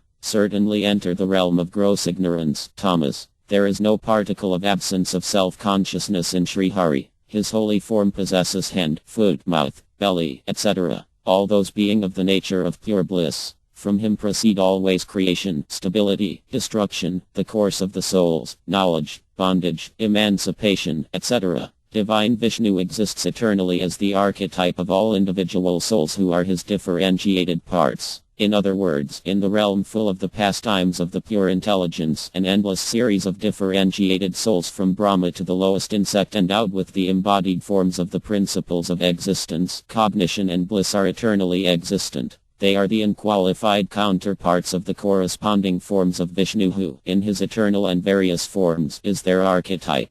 The individual souls in Vaikuntha are the substantive, unqualified reflections of the corresponding divine forms. Individual souls are differentiated from Godhead. The soul is an embodiment of the principles of cognition and bliss in a small measure, which principles exist in their fullest measure in the person of Godhead. The material bodies of the bound souls do not correspond to their original pure spiritual forms and, therefore, from the nature of the physical forms of the bound souls the nature of their original forms cannot be inferred. Sri Hari has two kinds of constituent parts, emphasis, viz. 1. Differentiated counterparts, e.g., individual souls, jivas in Vaikuntha, and 2. Undifferentiated parts of himself, viz. The divine manifestations, avatars, e.g., in the divine forms of the fish, tortoise, etc. In his pastimes divine Vishnu manifests himself in a fourfold form, viz. Vasudeva, Samkarsana, Pradyumna and Anrada, for the purpose of such activities as creation, etc. In the form of Pradyumna he creates the world, in the form of Anrada maintains, and in the form of Samkarsana destroys it. In the form of Vasudeva he delivers souls. The functions of creation and destruction are carried out by divine Vishnu by means of gods exercising delegated power or by the highest grade of souls exercising similar power.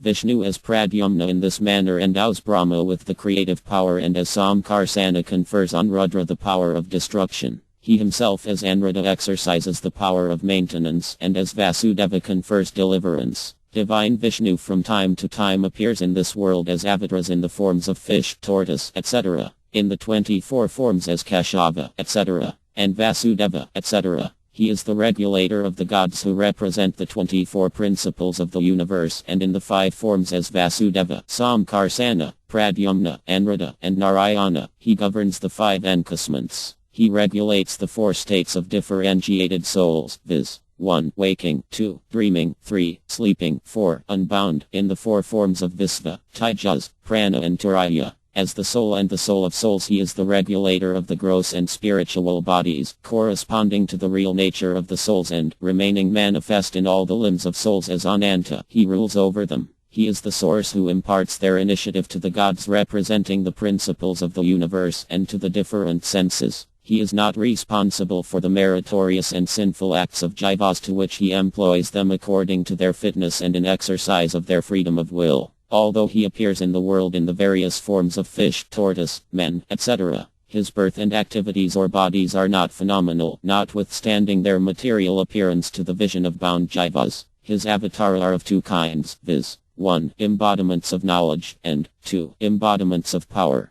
Sri Krishna is the appearance, avatara, of divine cognition and power in conjunction. In such divine appearances as those of Dhanvantari, etc., Krishna's power of showing mercy to his devotees alone is manifest. Sri Vaikuntha is the eternal divine abode of Vishnu. At the beginning of creation the twin divine abodes, viz. The White Island, Svetadvipa, and the divine seat in the form of Sri Ananta, Anantasana, appear in this world. Sri Lakshmi is the beloved divine consort of Vishnu. She accompanies her Lord to this world in his appearances and is associated with him in various forms with the infinite reciprocal forms of her Lord. The different names of Sri Lakshmi are Shri, Bu, Durga, Maya, Jaya, Kriti, Santi, Ambrani, Sita, Dakshina, Jayanti, etc., each having distinctive functions. Vishnu creates the material universe at the beginning of every cycle, kalpa, using the eternal inanimate force that has no beginning as the material cause. This world is neither non-existent, nor false, nor momentary. The different objects are limited in duration as regards their existence in their particular forms, but are eternal as regards their constituent principle. There is categorical difference: 1. Between the individual soul, jiva, and Godhead. 2. Between one individual, jiva, and another. 3. Between matter and Godhead. 4. Between individual soul, jiva, and matter. And 5. Between one form of matter and another form.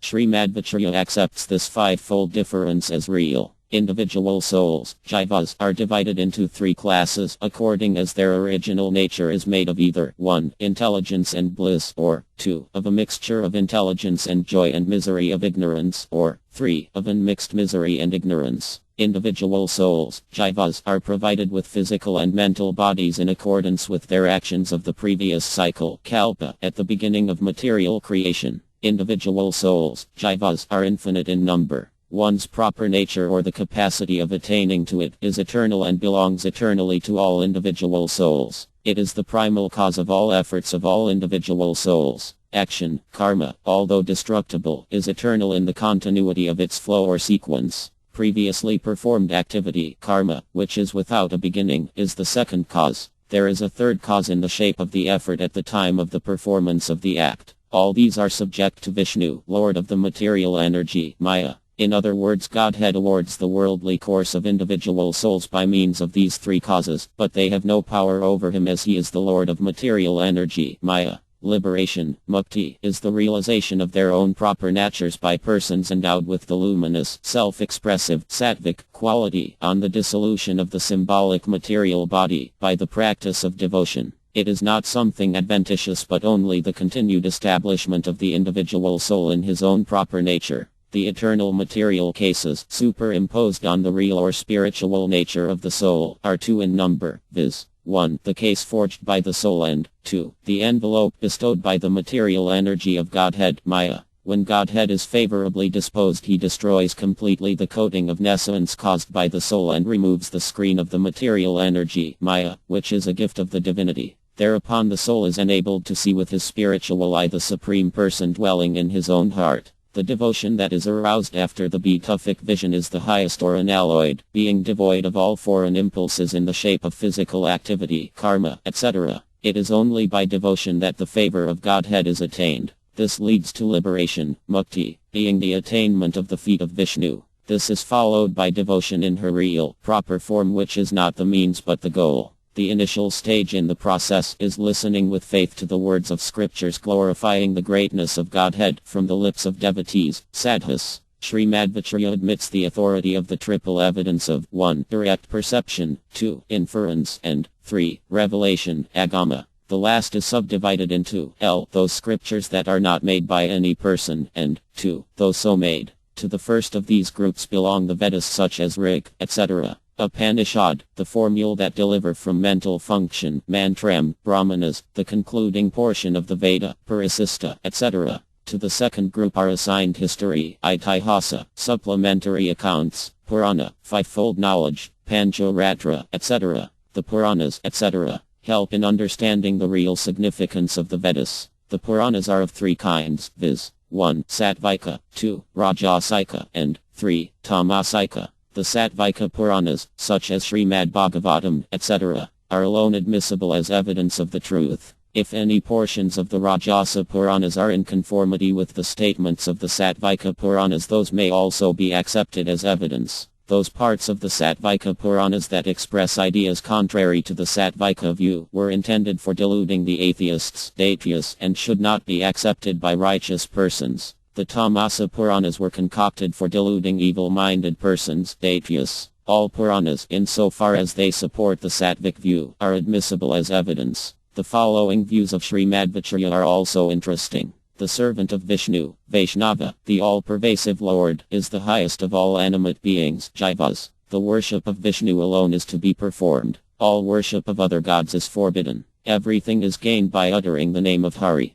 The Vaishnava, even if he be sprung from a Chandala family, is the revered of all. Vaishnavas are to be served with zeal and no offense must be permitted against them. The Brahmana is recognized by straightforwardness, the Sudra by duplicity of conduct. Sri Chaitanya is the disciplic successor of Sri Madhvacharya and ultimately of Sri Brahma, the original founder after whom the community, Sampradaya, is named as the Brahma Sampradaya. The order of spiritual succession, Amna, up to the present time from Sri Brahma, as preserved in the Brahma Gaudiya Sampradaya, is as follows. 1. Sri Krsna. 2. Brahma. 3. Narada. 4. Vyasa. 5. Madhva. 6. Padmanabha. 7. Nrihari. 8. Madhava. 9. Akshabhya. 10. Jyatirtha. 11. Jnanasindhu. 12. Dayanidhi. 13. Vidyanidhi. 14. Rajendra. L5. Jyabrahma. 16. Purushottama. 17. Vyasatirtha. 18. Lakshmapati. 19. Madhavendrapuri. 20. Iswara. Adva. Nityananda. 21. Sri Chaitanya. 22. Swarupa. Sanatana. Rupa. 23. Jiva. Raghunatha. 24. Krishnadasa. 25. Narottama. 26. Viswanatha. 27. Baladeva. Jaganatha. 28. Bhaktivinod. Gorakishore. 29. Sri Bhaktisiddhanta Saraswati Sri Barshabhanavadayatadas. All these are Paramahansas and Sri Chaitanyas undifferentiated servitors. The writer is devoid of all aptitude for service and endeavors to have his mind humbly fixed on the lotus feet of Sri Guru Sri Siddhanta Saraswati Thakur as the unworthy object of his causeless mercy and of his associated counterparts. The views of the four founder Acharyas of the respective Vaishnava communities, Sampradayas, briefly noticed above, stand in such close and organic relation to the teaching of Sri Chaitanya and to one another that their relationship will be best brought out in course of the narrative and at the proper place in the light of the philosophy of Sri Chaitanya which, as I have already noticed, reconciles, harmonizes and perfects them.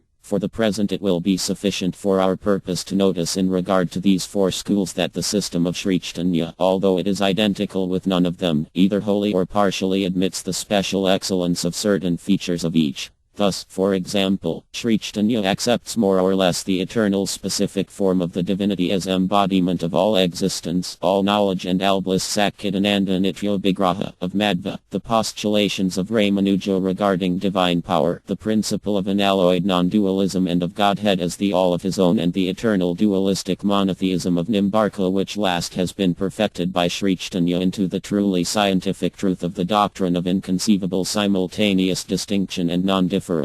The act of Sri Chaitanya in preferring the Brahma community, Sampradaya, by his entry into it as disciple, to which Sri Madhvacharya also belongs, to the other Vaishnava schools, is explained by the fact that the doctrine of unalloyed differentialism propounded by Sri Madhvacharya which makes the mutual difference as between Godhead, individual soul, Jiva, and the material world, definite and permanent and also recognizes their eternal separate existence, keeps all individual souls, Jiva, most clearly and frankly at a great distance from the fell disease of absolute monism which is the opposite pole, being the empirical denial of the essence of all theistic thought passing itself off as theism to the insidious seductions of which most worldly people are so easily liable to succumb. We shall return to this important subject in its proper place. It is the empiricists who are responsible for the origination of the current notion that theism is a product of a particular stage of material civilization in its progressive onward march. It will be our purpose to prove in the next chapter that such a view is opposed to all historical experience. It is no doubt true that the revelationists do not admit the applicability of the theory of evolution in its present form to spiritual subjects as it does not recognize the existence of any other entity except matter and mind. The history of spiritual evolution is connected with the progress of material civilization correspondingly and negatively, and not causally, the latter only serving to bring out that aspect of the former which happens to be the most intelligible to itself at the stage. This difference is wholly overlooked by materialistic evolutionists and no less by the so-called critical school of historians who have essayed to treat of spiritual events. The transcendental aspect of theism is the oldest fact known to history and, philosophically speaking, is incapable of being evolved out of the empirical consciousness. The abandonment of no historical principle worth the name is involved in the recognition of this fact as a fundamental and axiomatic truth even on the evidence, although necessarily negative in character, of our empirical experience, as will appear from an impartial consideration of the historical facts contained in the next chapter. V. Historical Vaishnavism. The scope of history does not extend to the transcendental for the simple reason that history deals exclusively with the phenomena of this world. The historical view of any divine event is, under the circumstances, only that of the deluded soul under the thraldom of the material energy. It is not its business to deal with anything that is outside the ordinary sensuous experience of men in general. Therefore, we cannot expect modern historians, who are limited to the above view of their function, to sympathize with, or even to consider seriously, the subject of this work as one that belongs properly to their particular branch of knowledge. But in spite of this purely secular attitude of modern historians, they have been unable to rule religion altogether out of their subject. There have been empiric historians who have, in the spirit of specialists, without discarding the secular outlook which it is really impossible for them to do without denying their avowed function as investigators of a branch of empiric knowledge, attempted to isolate and treat exclusively of religious history. While professing all due respect for their methods, without ignoring their necessary limitations, we propose to employ their method, divested of unnecessary and hostile narrowness, in this chapter, for the purpose of proving our proposition that the worship of Vishnu as transcendental Godhead has been prevalent from time immemorial. It is of course not possible to treat exhaustively in the course of a short chapter a subject that is both large and, by its nature, controversial. That effort must be reserved for a separate work. I shall be content in this chapter with supplying a rough sketch of the account of the worship of Vishnu as it has prevailed from the earliest times, on the evidence supplied by the religious books directly, by the course of the evolution of ritual and the activities of outstanding personalities. The Rig Veda is regarded on all hands as being the oldest of the existing books. The worship of Vishnu is found mentioned in the very first mantrams of this work, which contain a reference to the Vaimana, dwarf, avatar of Vishnu. The beginning of the compilation of the Rig mantrams may accordingly be considered as at least subsequent to the Vaimana avatara. The subject of the 10 avatars of Vishnu will be considered from another point of view in the next chapter. The 10 avatars are mentioned everywhere in the following chronological order, viz. 1. Matsya, fish, 2. Kurma, tortoise, 3. Vraha, boar, 4. Nrisimha, man-lion, 5. Vaimana, dwarf, 6. Parasurama, 7. Rama, 8. Balarama, 9. Buddha, and 10. Kalki. When the Rig Veda was being compiled, the first 5 avatars of Vishnu had already taken place. Objection may be taken to the above on the ground that there is no mention of the other avatars in the Rig Veda, which are mentioned only in the Puranas which are subsequent to the Vedic period. The Puranas assumed their present form long after the compilation of the Rig Veda. But the original Puranas were written in very old Brahmi, which has survived in the language of the mantrams that have been preserved in the Vedas, while the original books themselves have disappeared completely. The present Puranas, which are in the Sanskrit language, were written later and replaced the older works from which much of their accounts was derived. Many of the events recorded in the Puranas occurred in the pre-Vedic age. This is well known to the critical historians, and the subject has been treated with ability by an English scholar, Pargiter, in his recent work The Ancient Indian Historical Tradition. There is another striking point of difference between the Vedas and the Puranas. The Vedas do not contain really much matter that is of the nature of the supernatural. They refer to natural phenomena and display an almost exclusive attachment to mundane advantages in their prayers to the various gods, who are regarded as presiding over the different forces of physical nature. This naturalistic or materialistic character of the Vedic religion has been noticed by all Vedic scholars. The singular absence of the really supernatural factor in the oldest existing religious book of the world has not received sufficient critical attention. The Puranas are full of the supernatural. To the so-called critical historian, this has always appeared as the special disqualification of the Puranas as a source for sober history. But this feature is capable of a very different and far more rational interpretation. I have already mentioned that the worship of Vishnu occurs in the Vedas along with that of the other gods. If we direct our close attention to the character of the hymns of the Rig Veda, we would notice a great difference between the hymns addressed to Vishnu and those addressed to the other gods. All the hymns, without a single exception, that are addressed to the other gods are full of purely mundane expectations and references. All the hymns, without a single exception, addressed to Vishnu are absolutely free from all mundane reference. The worship of Vishnu is absolutely pure. Vishnu alone is infinite, all the other gods are limited. Vishnu is also a personal god, as the other gods. The finite gods are approachable by their worshippers by limited references, but Vishnu is recognized as unapproachable by mundane reference. As Vishnu was not available by esoteric efforts, this led to the formulation of the worship of the other gods. Vishnu was never a god of nature. The other gods were gods of nature. These formed, as it were, the esoteric faces of Vishnu and were regarded by their worshippers as independent of Vishnu. From the earliest times, the worship of these gods had existed alongside the worship of Vishnu. The Vedic religion viewed in this light will appear to have been of the nature of a later reaction against the older pure worship of Vishnu. It is, in fact, the first movement of the anti-theistic thought of which we possess any written record. This establishes the identity of Vishnu and the worship of Vishnu of the Rig Veda with the Vaishnavism of the Puranas and of the present age. This fact has been most clearly established by the Vaishnavacharyas within the narrower historical period from the time of Adi Vishnuswami onwards. An attempt was made in the subsequent period to mix up the pure worship of Krishna with the other worships. This attempt was exposed by the Vaishnavacharyas, who helped to restore from time to time the pure eternal religion. Historically speaking, therefore, the anti-Vaishnavite thought is almost as old as the Vaishnavite, but not quite so old. The Vedic religion, which, in its fruitive aspect, degenerated into ceremonialism and aimed solely at trivial worldly advantages, led to a schism in the ranks of the anti-theists marked by the rise of Buddhism. Gautama Buddha belonged to the 6th century BC. Buddha is directly anti-Vedic and himself belonged to the Vaishnavite school. But his teaching was misunderstood by his atheistical followers, who severed all connection with the chain of the avatars of Vishnu to which their founder had belonged. This explains the philosophical affinity of extant atheistical Buddhism with the polytheism of the Vedas as expounded by Sankara, in spite of the traditionally supposed opposition of Buddha to the Vedas. The major portion of the Vedas, therefore, constituting what is known technically as the Karmakandya part, i.e., that portion which is devoted to fruitive activities, is polytheistic or, more truly, anti-theistic. But its ritual was not exclusively its own. The yajna, or sacrifice, was originally a form of Vaishnavite worship, but it was subsequently adopted as the basis of the antitheistic worship and in that form elaborated into its later complex forms. But the yajna itself was not the oldest form of the Vishnuvite worship.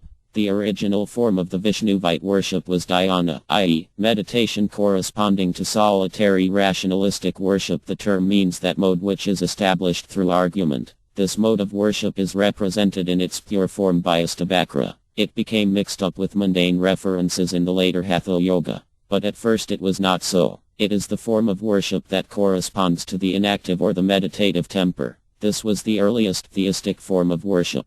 The yajna, sacrifice, was the next stage and represents the active temper. The institution of yajna developed into that of archana or ritualistic worship. The Sankirtana propounded by Sri Chaitanya replaces archana as the final form of Vishnuvite worship. This order of development is in accordance with the shloka of the Srimad Bhagavatam, ZE 352. What is obtained in the Satya age by means of dhyana, in the Treta age by yajna, in Dvapara by archana, may be gained in the Kali age by chanting or kirtana of Hari. The necessity for the preservation of the older Puranas was probably less imperatively felt after the composition of the Mahabharata, in which were incorporated their principal contents in a condensed form. The present Puranas derived their accounts mainly from the Mahabharata, with later embellishments and interpolations. The Mahabharata and the Puranas thus contain the oldest historical tradition of India, which is not in conformity with the extant portion of the Vedas either as regards their narrative or their religious tenets. A group of Puranas especially devoted to the history and doctrines of Vaishnavism, which also appears more or less in all the Puranas. In this history is found the supernatural account of the numerous mundane appearances, avatars, of Vishnu. We have already stated that the hymns of the Rig Veda that are addressed to Vishnu contain no mundane reference. Vishnu is considered as being outside physical nature. In the hymns he is also spoken of as the infinite and the divinity in his fullness and perfection. As he happens to be infinite, he is also to be worshipped not by any limited reference but infinitely or by the fullness of his worshippers. But although Vishnu is thus believed to have been situated beyond this universe, his occasional descent or avatar into this netherworld was also known to the rishis of the Rig Veda. The fifth of the well-known 10 avatars of Vishnu is actually mentioned in several passages of the Rig Veda. The Vamana avatar of Vishnu appears to be nearest to the age of the Rig Veda and might have preceded its compilation by an interval of time which was sufficiently short to allow its impression to persist in the memory of those who were not very keen regarding his worship. Vamana is the last avatar of Vishnu in the Satya age. The fact that the accounts of these avatars of Vishnu that are found in the Puranas happen to be supernatural need not prejudice us against their authenticity. Such a procedure will lead us to taboo the Bible and the Quran and Sri Chaitanya Charitamrita and to court the misfortune of leaving out of the consideration of history the substance of religion or to misstate it as unhistorical, thereby condemning the subject of history itself to the class of purely atheistical studies and, therefore, fit to be shunned as tainted by partisan bias against Godhead or even as a snare by all theistically disposed persons. History would indeed be incomplete, unwholesome and meaningless if it left out the all-important subject and stunt itself to the purely mundane aspect of our experience under the untenable, mischievous and atheistical plea of scientific necessity. But the mundane and the spiritual should of course be kept rigorously separate, as they really are so by their nature. Mundane matters should certainly be represented as mundane. They should not be allowed to pass in the name of the spiritual. This is the eternal line of demarcation that separates the material from the spiritual, i.e., the temporary and the untrue from the eternal and the absolutely true. If the office of the historian be to investigate into the real truth, he cannot possibly find him if he rigorously confines himself to the manipulation of untruth for his own particular satisfaction. By adopting such a procedure, he will fail in his duty towards his subject, towards himself and others. Therefore, the very first thing which he ought to do is to abandon once for all the so-called critical, or as it too often means, the sneering and worldly, attitude towards the supernatural for the utterly foolish reason that it does not obey those narrow canons gratuitously set up by himself and which are inapplicable to the truth by being willfully based on the principles of limited space and time and an insatiable desire for the attainment of worldly advantages. If this reasonable attitude of our natural partiality for the real truth is adopted, our eyes would open of themselves and begin to distinguish between the grain and the chaff in the treatment of the history of the world. When the Vaishnavacharyas declare that the only way in which the individual soul engrossed in the materialistic outlook, bound jiva, can get rid of his ignorance of the real truth who alone matters is the constant perusal, listening to and contemplation of the supernatural activities of the descents, avatars, of the divinity, with faith and reverence, they do not refer by these terms to the erroneous concoctions of the human imagination but to the only history of the divinity that is alone true in the judgment of those who are acquainted with it, both by realization in their life, and by the study of the history of the truth. The objection that what is supernatural cannot exist at all under the conditions of time and space and are, therefore, unreal and fictitious is also contradicted by the actual experience of mankind who have, in the teeth of such objections, always believed in such happenings for the sound reason that nothing should be impossible with Godhead. Once the force of the above argument is really admitted, we are immediately relieved of the illogical bias that leads us to declare that history does not prove that the supernatural had ever happened at all. We should rather say that the supernatural never appeared as such to the blinded vision of unbelievers who have always formed the majority, as they do now, in this godless world.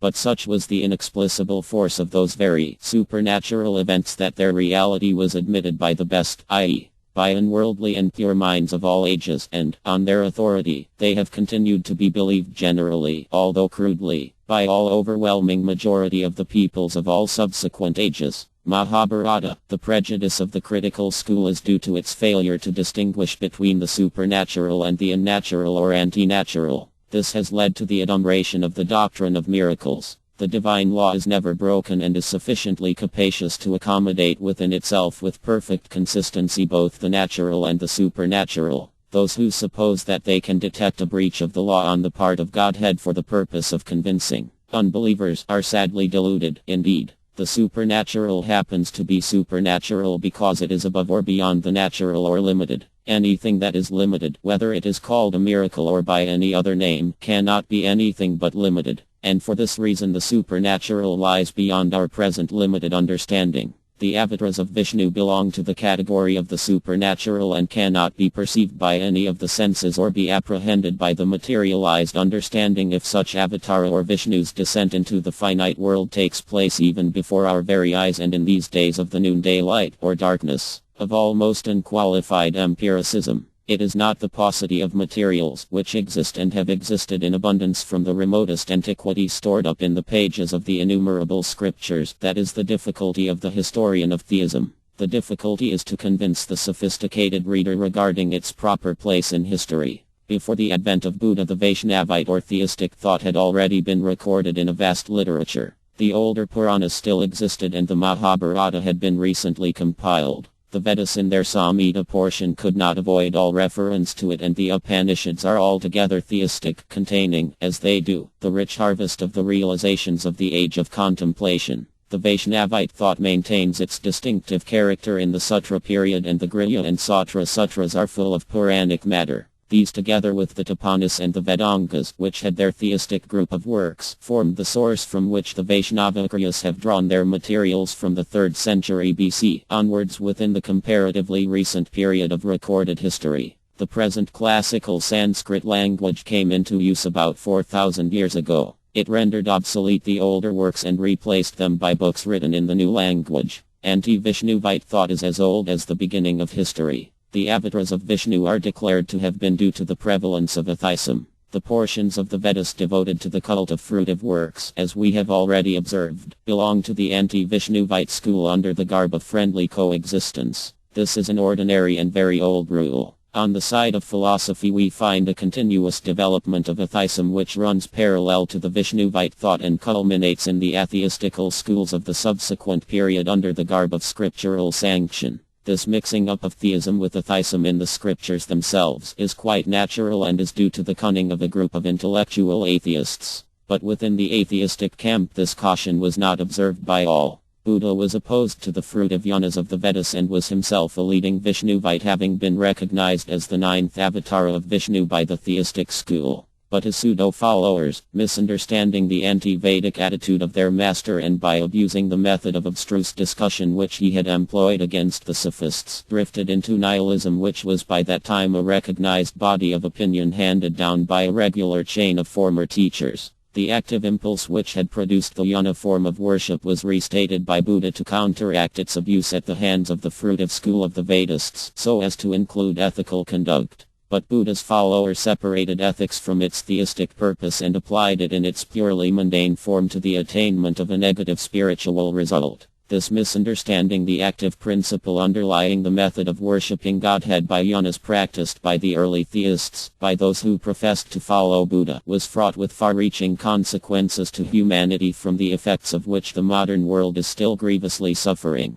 Just as the intellectual distortion of the principle underlying jnana led to the atheistical ethics of the pseudo-Buddhists, a somewhat similar distortion of the principle underlying Vishnuvite arcana led to the development of the cult of the Hains. The arcana as the method of divine worship was elaborated in the Agama, consisting of its 24 Samhitas. The Vedas are in Old Sanskrit and were for that reason called the Nigama. The Agama was so named as having been written in the then new language to distinguish it from the Nigama. The Vishnuvite Agama bears the name of Pancharatra. The Pancharatra contains the rules for the regulation of the spiritual life of the Vaishnavas. These are the Sattvika Tantras. There are also Rajasa and Tamasa Tantras. The term Pancharatra means that which contains knowledge about the 5 subjects, viz. Tapa, Pundra, Nama, Mantram and worship. It is the Sattvada or Vishnuvite Tantra. The term Tantra, which means that which elaborates, is ordinarily applied to the Rajasa and Tamasa Tantras.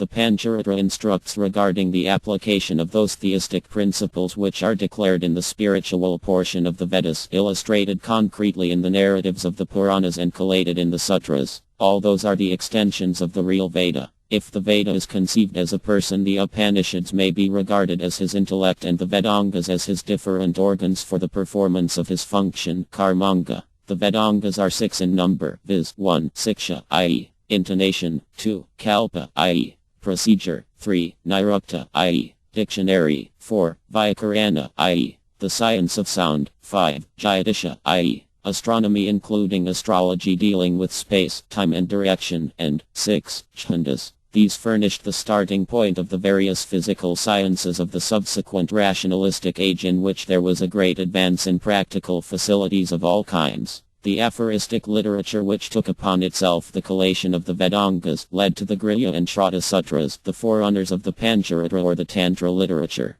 The Dharmashastras or Smritas belong to a later period. The 20 Dharmashastras, which are also divided into the Sattvika, Rajasa and Tamasa, are concerned with the regulation of the whole life of individuals. The Sattvika Smritas, viz. those of Vashista, Harita, Vyasa, Parasara, Bharadvaja, Kasyapa, are categorically distinguished from the rest. The clue to this distinction is furnished by such old shlokas as state definitely the principle that the king possessed the authority to frame laws for the regulation of the secular affairs of the people but had no power over the Brahmanas and the Vaishnavas. Sarvatras Katadsa Saptad Dvipakadandadrik Anayatra Brahmana Kuladan Yatra Chaitagatrata, BK. Forsksi 12. The Rajasa and Tamasa Dharmashastras were made by royal authority and are of a miscellaneous and secular character. They had no jurisdiction over the intellectual communities. The Dharmashastras do not belong to the class of revealed literature. The Pancharatras bear the names of persons to whom they were spoken by Narayana and are in the form of conversations between Siva and Parvati.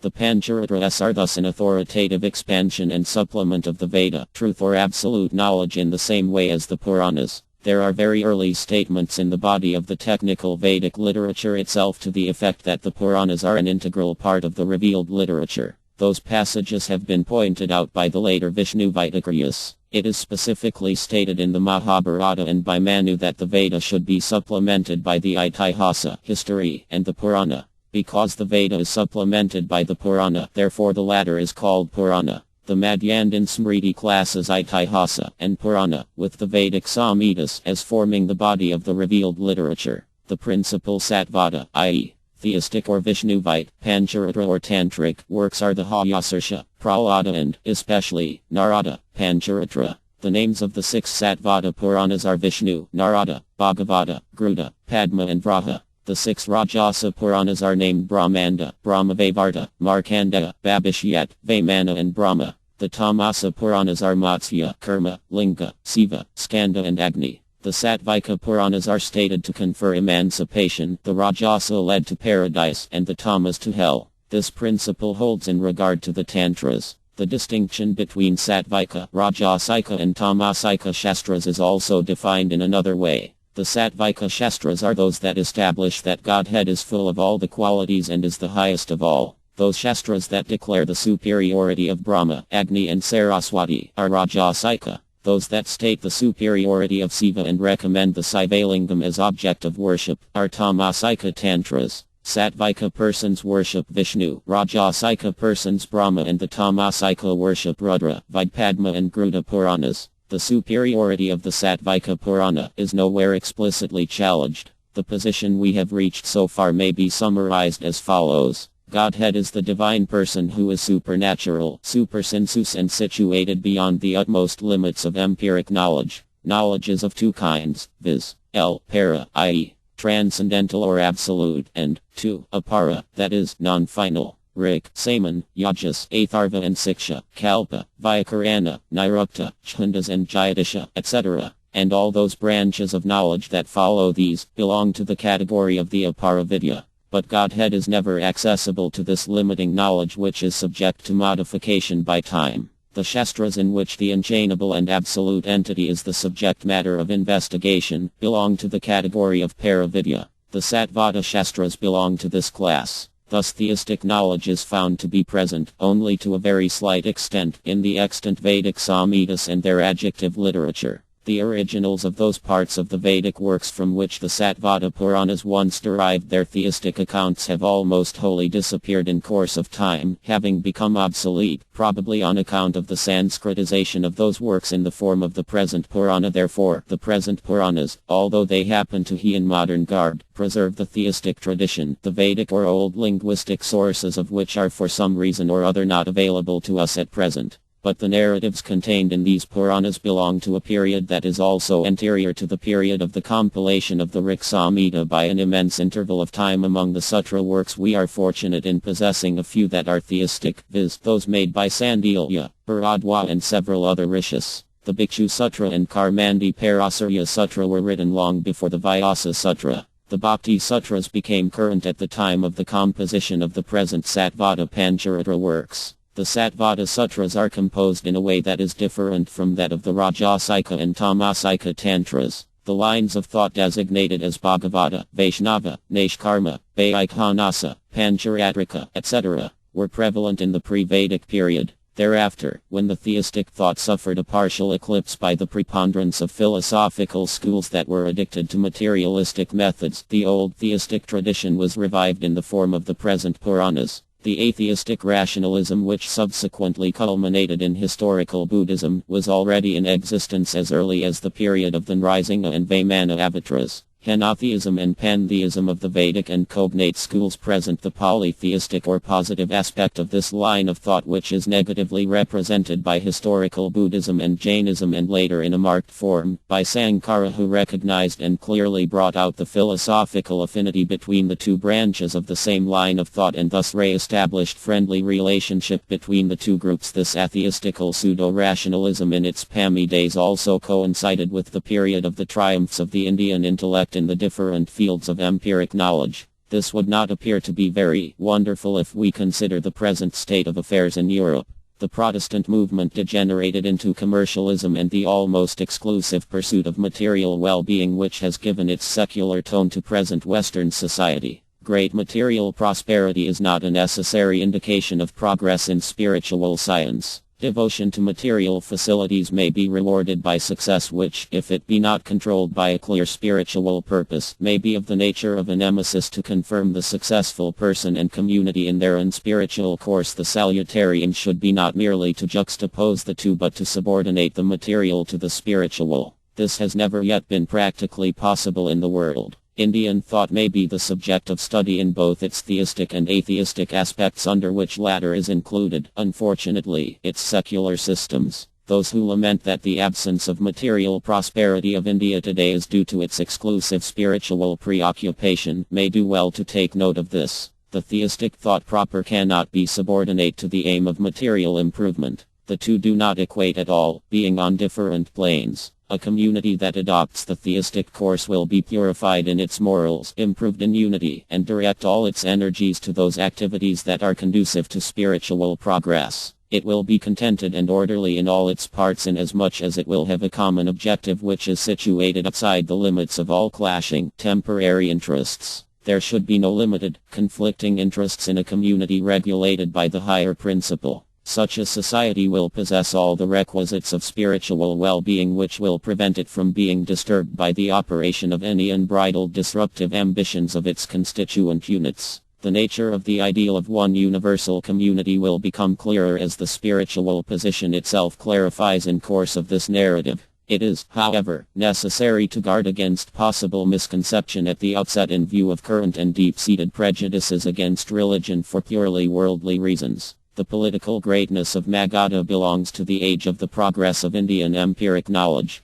The Puranas lament the final corruption of politics in the hands of the upstart kings of Magadha, who favored the indiscriminate subordination of the spiritual to the secular authority in defiance of the methods of the theistic periods. Under the kings of the dynasties of Magadha, Buddhism became the official and the predominant religion of India. But India progressed materially. Secular progress also characterized Indian society under the Gupta emperors, who belonged officially to the henotheistic cult of Panchapasana, or the worship of five principal gods, viz. Sakti, the sun, Ganapati, Siva and Vishnu. This worship of five gods, Panchapasana, is the religion of the large majority of the Hindus of the present day and requires a few words of comment as regards its origin and character and its place in the general scheme of religious evolution. This worship by the fivefold Orthodox Hindu community, corresponding to the five gods, viz. The Saktas, Sauras, Ganapatyas, Saivas, and henotheistic Panchapasaka, Vaishnavas, has prevailed in India from the remotest antiquity.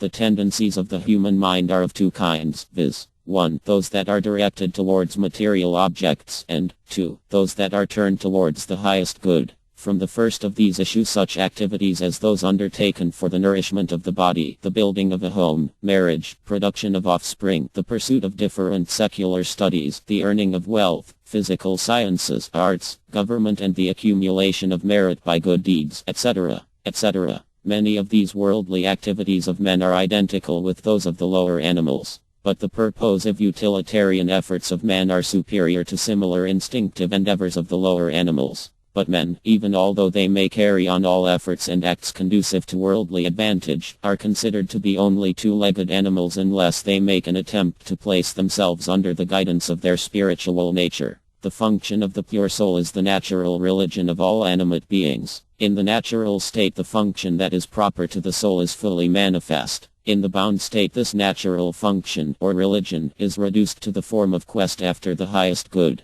The worldly activities already mentioned attain their fulfillment only if they are performed in subordination to the spiritual purpose. Otherwise they fail to establish the highest position of man. Therefore, the first appearance of the effort for the highest good, differentiating itself from the exclusive pursuit of worldly interests, may be termed as a slight turning toward Godhead. From this stage to the highest spiritual state there is all infinity of gradations. The Sakta religion is the name of the search of Godhead in the material world. In this religion, material nature is observed to be recognized as the supreme regulatrix of the world. The customs and practices that are enjoined in the Sakta religion, Dharma, are suitable for the stage of slight godwardness. In reward to worldly people who have not yet begun to inquire after the highest good, the customs recommended by the Sakta Dharma may prove attractive and help to bring them over to the principle of the summum bonum. The religion that worships material energy is, indeed, the first spiritual effort of the bound soul and is extremely beneficial for people situated at that stage.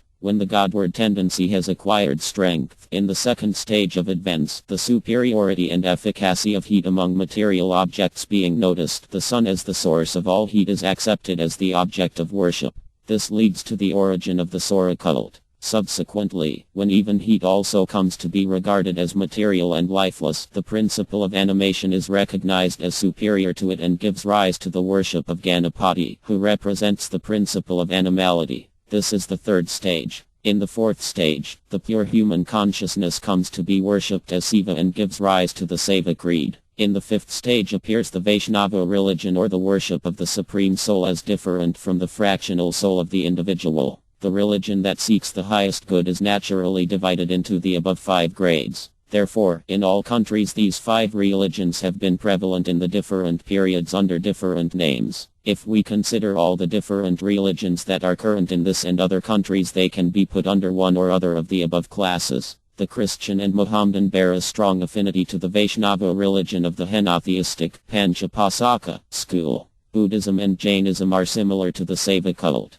This is the scientific explanation of the differences between the different religions. Those who regard their own particular religion as the only true religion and stigmatize other religions as irreligion or pseudo-religion are disabled by such prejudices from ascertaining the real truth. As a matter of fact, having regard to the different stages, the respective religions should be considered as really different. But the religion that is natural to the soul is only one. In the graded condition of humanity, it is not the duty of those who look to the essence of the matter to ignore this inevitable gradation of religion. In undertaking this discussion of the natural religion of the proper self of all animate beings, we have no desire of withholding regard that is due to the respective grades of the different religions in their natural and scientific order of precedence. The eternal, Satvada, theistic function, Vaishnava Dharma, is the only religion, Dharma, that is proper to the soul. Or, in other words, it is the eternal religion of all animation. But the Vaishnava religion that is found to exist in the community which professes illusionism, Mayavada, is only a caricature of the religion of the pure soul. The so-called Vaishnava religion of the henotheistic, Panchapasaka, school when it becomes free from mundane references, that is to say, from illusionism, Mayavada, thereby attains to the nature of the eternal function, Sattvada Dharma. The distinction due to dualism, dualistic non-dualism, absolute monism and distinctive monism, professed respectively by the four theistic schools of the pure Vaishnavas, are merely indicative of the diversified character of the Vaishnava thought itself. This difference of school, sampradaya, is not due to any real difference of principle. Mayavada is the one creed which is really opposed to the principle of devotion. Those Vaishnavas who profess Mayavada are not theistic Vaishnavas at all. The religious systems adduced out of the perception of physical nature always fortified themselves by reference to old precedents and the Veda or the revealed word.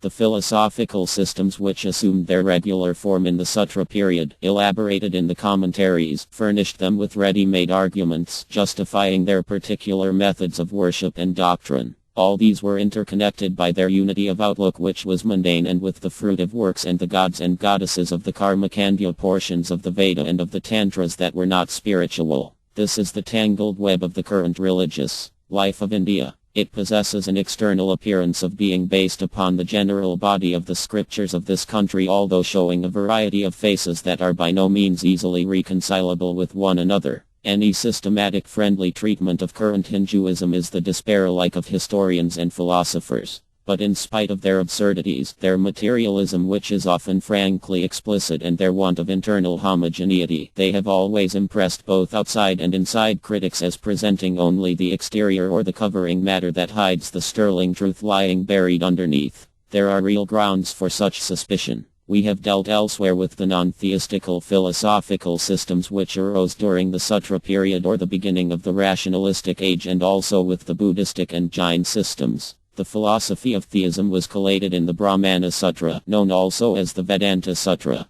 The Brahmana Sutra produced its commentators through the agencies of both the theistic and non-theistic schools. The most famous, and one of the earliest extant, commentary belonging to the latter class is that of Sankaracharya, in which he expounds the Vedanta Sutra with wonderful dialectic skill to prove the exclusive monistic view. Armed with this, Sankara, by appealing to the authority of revealed theism, succeeded in patching up an apparent reconciliation among all the warring non-theistic creeds by throwing over them the deceptive coating of illusionism and winning over even the followers of Buddhism, who had till then been openly hostile to the Vedic tradition, within its roomy fold. Although the other rival philosophical systems were not altogether driven out of the field and even continued to inspire the various non-theistic creeds, the superior logic of the system of Sankara secured more or less the approval of all non-theistic cults, especially as it tolerated and supported the practices of all of them, differing apparently only in regard to their methods in pursuance of the common end to be attained by those methods.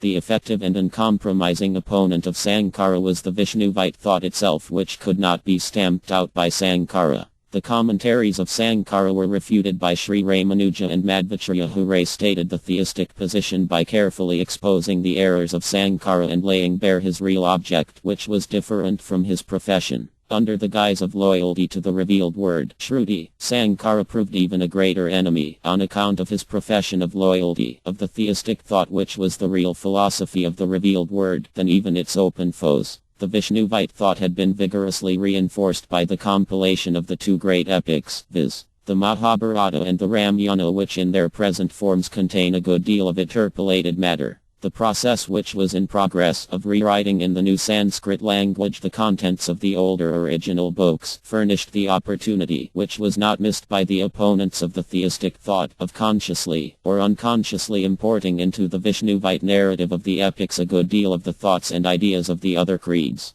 The Mahabharata was at once recognized by the Vishnuvite teacher as the textbook of their religion. The significance of the teachings and activities of Sri Krishna was, however, most fully and clearly brought out in Srimad Bhagavat Purana, which devoted itself exclusively to the task of finally separating the grain from the chaff and presenting the history of theism in its unadulterated and highest form of perfection embodied in the teachings and activities of Sri Krishna. Srimad Bhagavatam is the gathering up and the final and complete statement of the theistic positions successively revealed in course of the ages. There is a class of thinkers, who without belonging to the school of successively heard transcendental sound, affect to value a religion in proportion to the antiquity of its origin. Revelation, according to such people, even if it were admitted as a true fact, by way of argument, could have taken place only in very remote times or at the very beginning of creation, and is, therefore, necessarily enshrined in the oldest of all the extant scripture, viz. The Rig Samhita. On this ground they are not disposed to regard as belonging to the class of revealed scriptures any works that in their estimation appear to belong to an age later than the Vedic. This view is directly opposed to such statements as that the Rig Veda itself is outside Brahma Vidya or Paravidya, the knowledge of the Absolute. We have tried to explain the significance of such and similar statements that refuse to let the Brahman as transcendental sound to be labeled, catalogued and finally closed in the manner that the physical scientist would like to do according to his limited notions that refer exclusively to the finite objects of this world. The Word of God is not anything that is capable of being limited by space and time. That is also the reason why we are told that it is not possible for us to have any idea of Him except by the process of revelation. That which is unrelated to this world cannot be known by any kind of mundane reference, gross or subtle, physical or mental. Such prejudices, which the impartial voice of logic emphatically condemns, should be completely eradicated if we really want to acquire the spiritual perspective proper. The Puranas, in their spiritual significance, are eternal. They are accordingly spoken of as appearing and disappearing, in accordance with the strict logic of unadulterated theism. The age or country or person to which they choose to appear does not in the least affect their eternal character. They are neither old nor new but eternal, i.e., situated beyond the scope of past, present and future. Unless this is remembered, no one need pretend that he really accepts, tentatively or even for the sake of argument, the logical implications of theism. The esoteric side which alone is present to the view of limited minds represents the misleading view of the Absolute. This esoteric vision requires to be temporarily discarded in order to be able to loyally follow a theistic narrative that is derived from unimpeachable sources and for that reason alone entitled to such hearing from every one of us for our own benefit. In the light of the above observations, it is possible to understand the meaning of those passages of the scriptures that try to define the position of Srimad Bhagavatam. It is the only uncontaminated source of the revealed religion in its purity and completeness available to us. Srimad Bhagavatam is the explanation of the Brahma Sutra. It settles the significance of the Mahabharata. It is of the nature of the commentary of the formula for delivering from worldliness, Gayatri, the transcendental sound who is, as it were, the germ of all knowledge regarding the Absolute, and is the fulfillment of all the statements of the Vedas. The substance of all the philosophy of the Vedas is called Srimad Bhagavatam. Sukha churned the butter from the curd of the four Vedas and Parikshit ate of the same. After Sri Krishna returned to his own abode, the sun in the shape of this Purana has arisen of late for the enlightenment of the blinded souls of this age of discord. The position of the Srimad Bhagavatam as being the premier among the Satvada Puranas is attested by various passages in the different Puranas. The historian who may be obsessed by his partiality for antiquity, being so wedded to the cult of time and space as to be unable to live in the pure atmosphere that is free from those dark vapors of this mundane world, should do well to take the help of those philosophers who possess a longer vision than his and who may warn him against riding an old error too hard, as it is bound to expire in the process, if, indeed, it be his purpose to preserve it for the particular benefit of nobody. This is so as regards the so-called historical position of Srimad Bhagavatam. The nature of the actual contents of this unique work cannot be indicated in a few words. By the side of the revealed word, the avatars of Vishnu constitute a source of transcendental knowledge, forming the truly historical manifestation of the Word of God. The Word of Godhead tells us about Godhead, His activities, qualities, abode and servitors. The avatars are the descent of these into this world in a shape that is visible to all of us in the forms of apparent mundane occurrences, by reason of the mundane nature of our present vision. The revealed word is explained and corroborated by the narrative of the deeds of the avatars. If the Gayatri is comparable to the first appearance of the bud, Srimad Bhagavatam is like the full-blown flower, being the inspired narrative of the successive avatars of Vishnu, culminating in the advent of Sri Krishna himself into this world. Sri Krishna Chaitanya's career and teaching offers the illustration of the Vaishnava religion in its highest development. The Sankirtana of Krishna propounded by Sri Caitanya is the highest form of worship of this religion, being equivalent to the loving service of Sri Krishna as practiced by the milkmaids of Braja, the form itself being the method as well as the object of this transcendental worship. The nature of these will be explained in course of the narrative. But we would avail of this opportunity to ask the reader not to accept the current practices of the pseudo-followers of Sri Caitanya in Bengal and elsewhere as the religion taught by Sri Caitanya. We would also request him to forget what is offered in the pages of certain modern writers as the so-called history of the movement. Both are concoctions of the imaginations of people who are themselves utterly ignorant of the transcendental nature of the spiritual function. Such travesty of the truth as is offered by the pseudo-Vaishnavas and empiric writers is the necessary consequence of attempting to practice and explain the religion by worldly people, inasmuch as its nature cannot be understood by the limited intelligence of persons leading a worldly life who may give themselves out to be the followers of Sri Caitanya or who may be betrayed by their self-sufficiency born of utter ignorance to undertake to write its history. We may quote again the dictum of Sri Caitanya, which is so opposite in this connection, viz. No one is fit to teach the religion who does not practice it himself.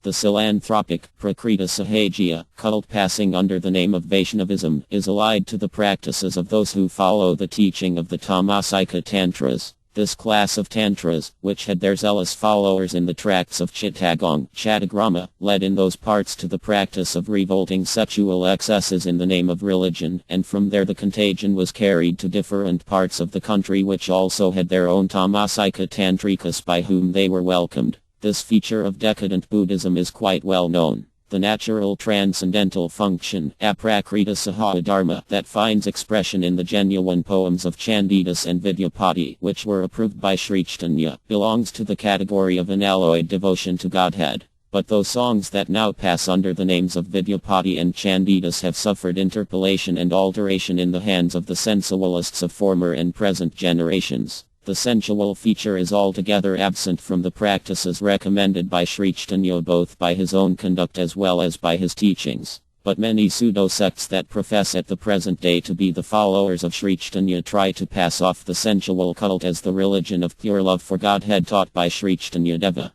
The congregational chanting, Sankirtana, as performed by these pseudo-Vaishnavas is nothing but a musical dissipation that falls in with their other taste for unbridled sexuality. It will appear in its due place in this narrative that the congregational chanting, Sankirtana, propounded by Sri Krishna Caitanya is something that is altogether different, both as regards its method and object, from what now ordinarily passes under its name. In the concluding chapter of this work we will return to the details of the history and shall try to supply the reader with the real account of the development of pseudo-Sankirtana among the sensualists. The process of misrepresenting the pure Vishnuvite religion by pseudo-followers and opponents in the various forms of pseudo-Vaishnavism and non-Vaishnavism, which operated with such signal consequences in the past, have not been less active during the 4 centuries that have elapsed since the disappearance of Sri Caitanya, to obscure and misrepresent the religion of pure love for Godhead, taught and practiced by him. The history of India, written to exclusively by ethnologists and archaeologists, has left out of account the factor that really matters, viz.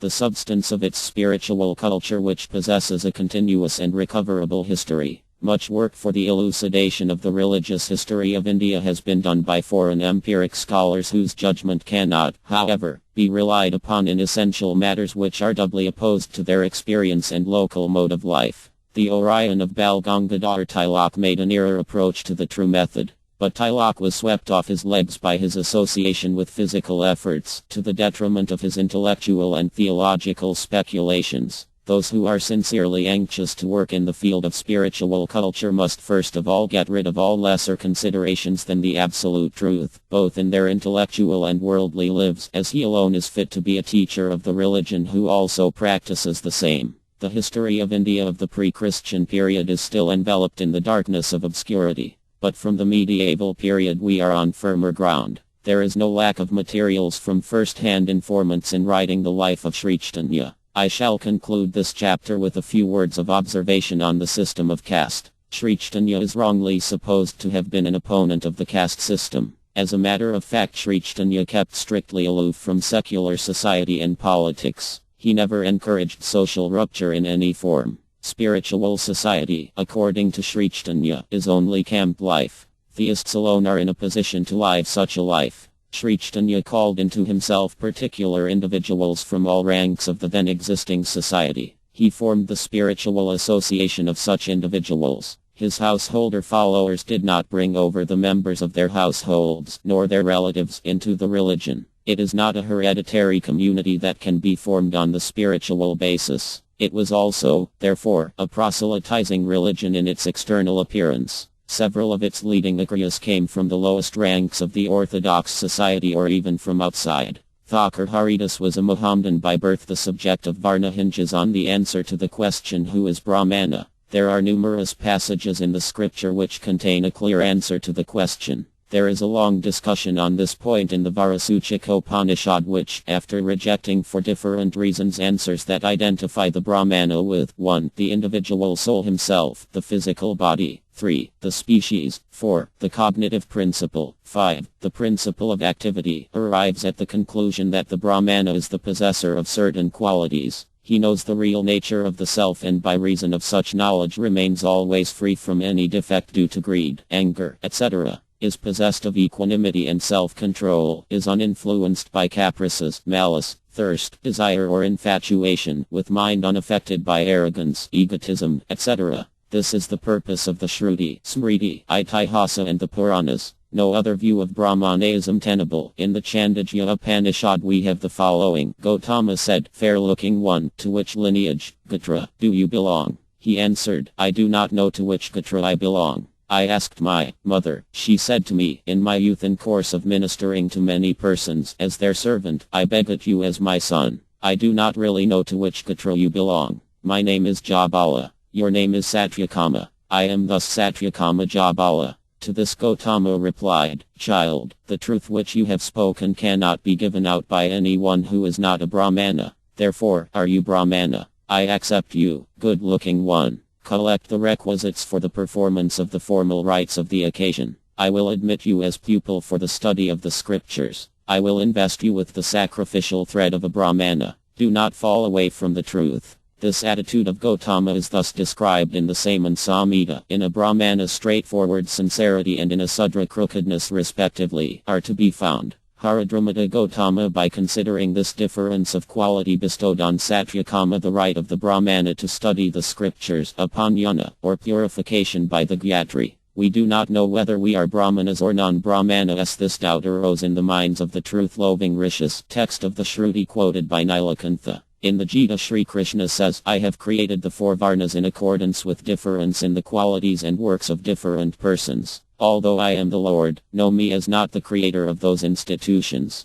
That is to say, the institutions of Varna and Ashrama are created by the deluding energy of Godhead who in his proper nature is indifferent to them. In the Puranas and Mahabharata there are long lists of persons who acquired the status of Brahmanas although they were not born in Brahmana families. The principle underlying the institution is stated most clearly in a shloka of the Mahabharata, Anusasana Parva, 143-50-51, which may be rendered thus, birth, purificatory ceremony, the study of the Vedas or descent. None of these is the cause of the status of the twistborn. One's disposition is the only cause. If a Sudra is found to possess the proper disposition, he attains to the condition of the Brahmana. This Brita, Brahmanata, or Brahmanahood by disposition, is the real principle underlying the division into Varnas and is attested by numerous passages that are to be found in all the scriptures. While there is not a single passage which declares that Brahmanahood is due to birth alone, there are other passages which declare the inevitable loss of the status of a Brahmana and lapse into that of a Sudra with deterioration of disposition.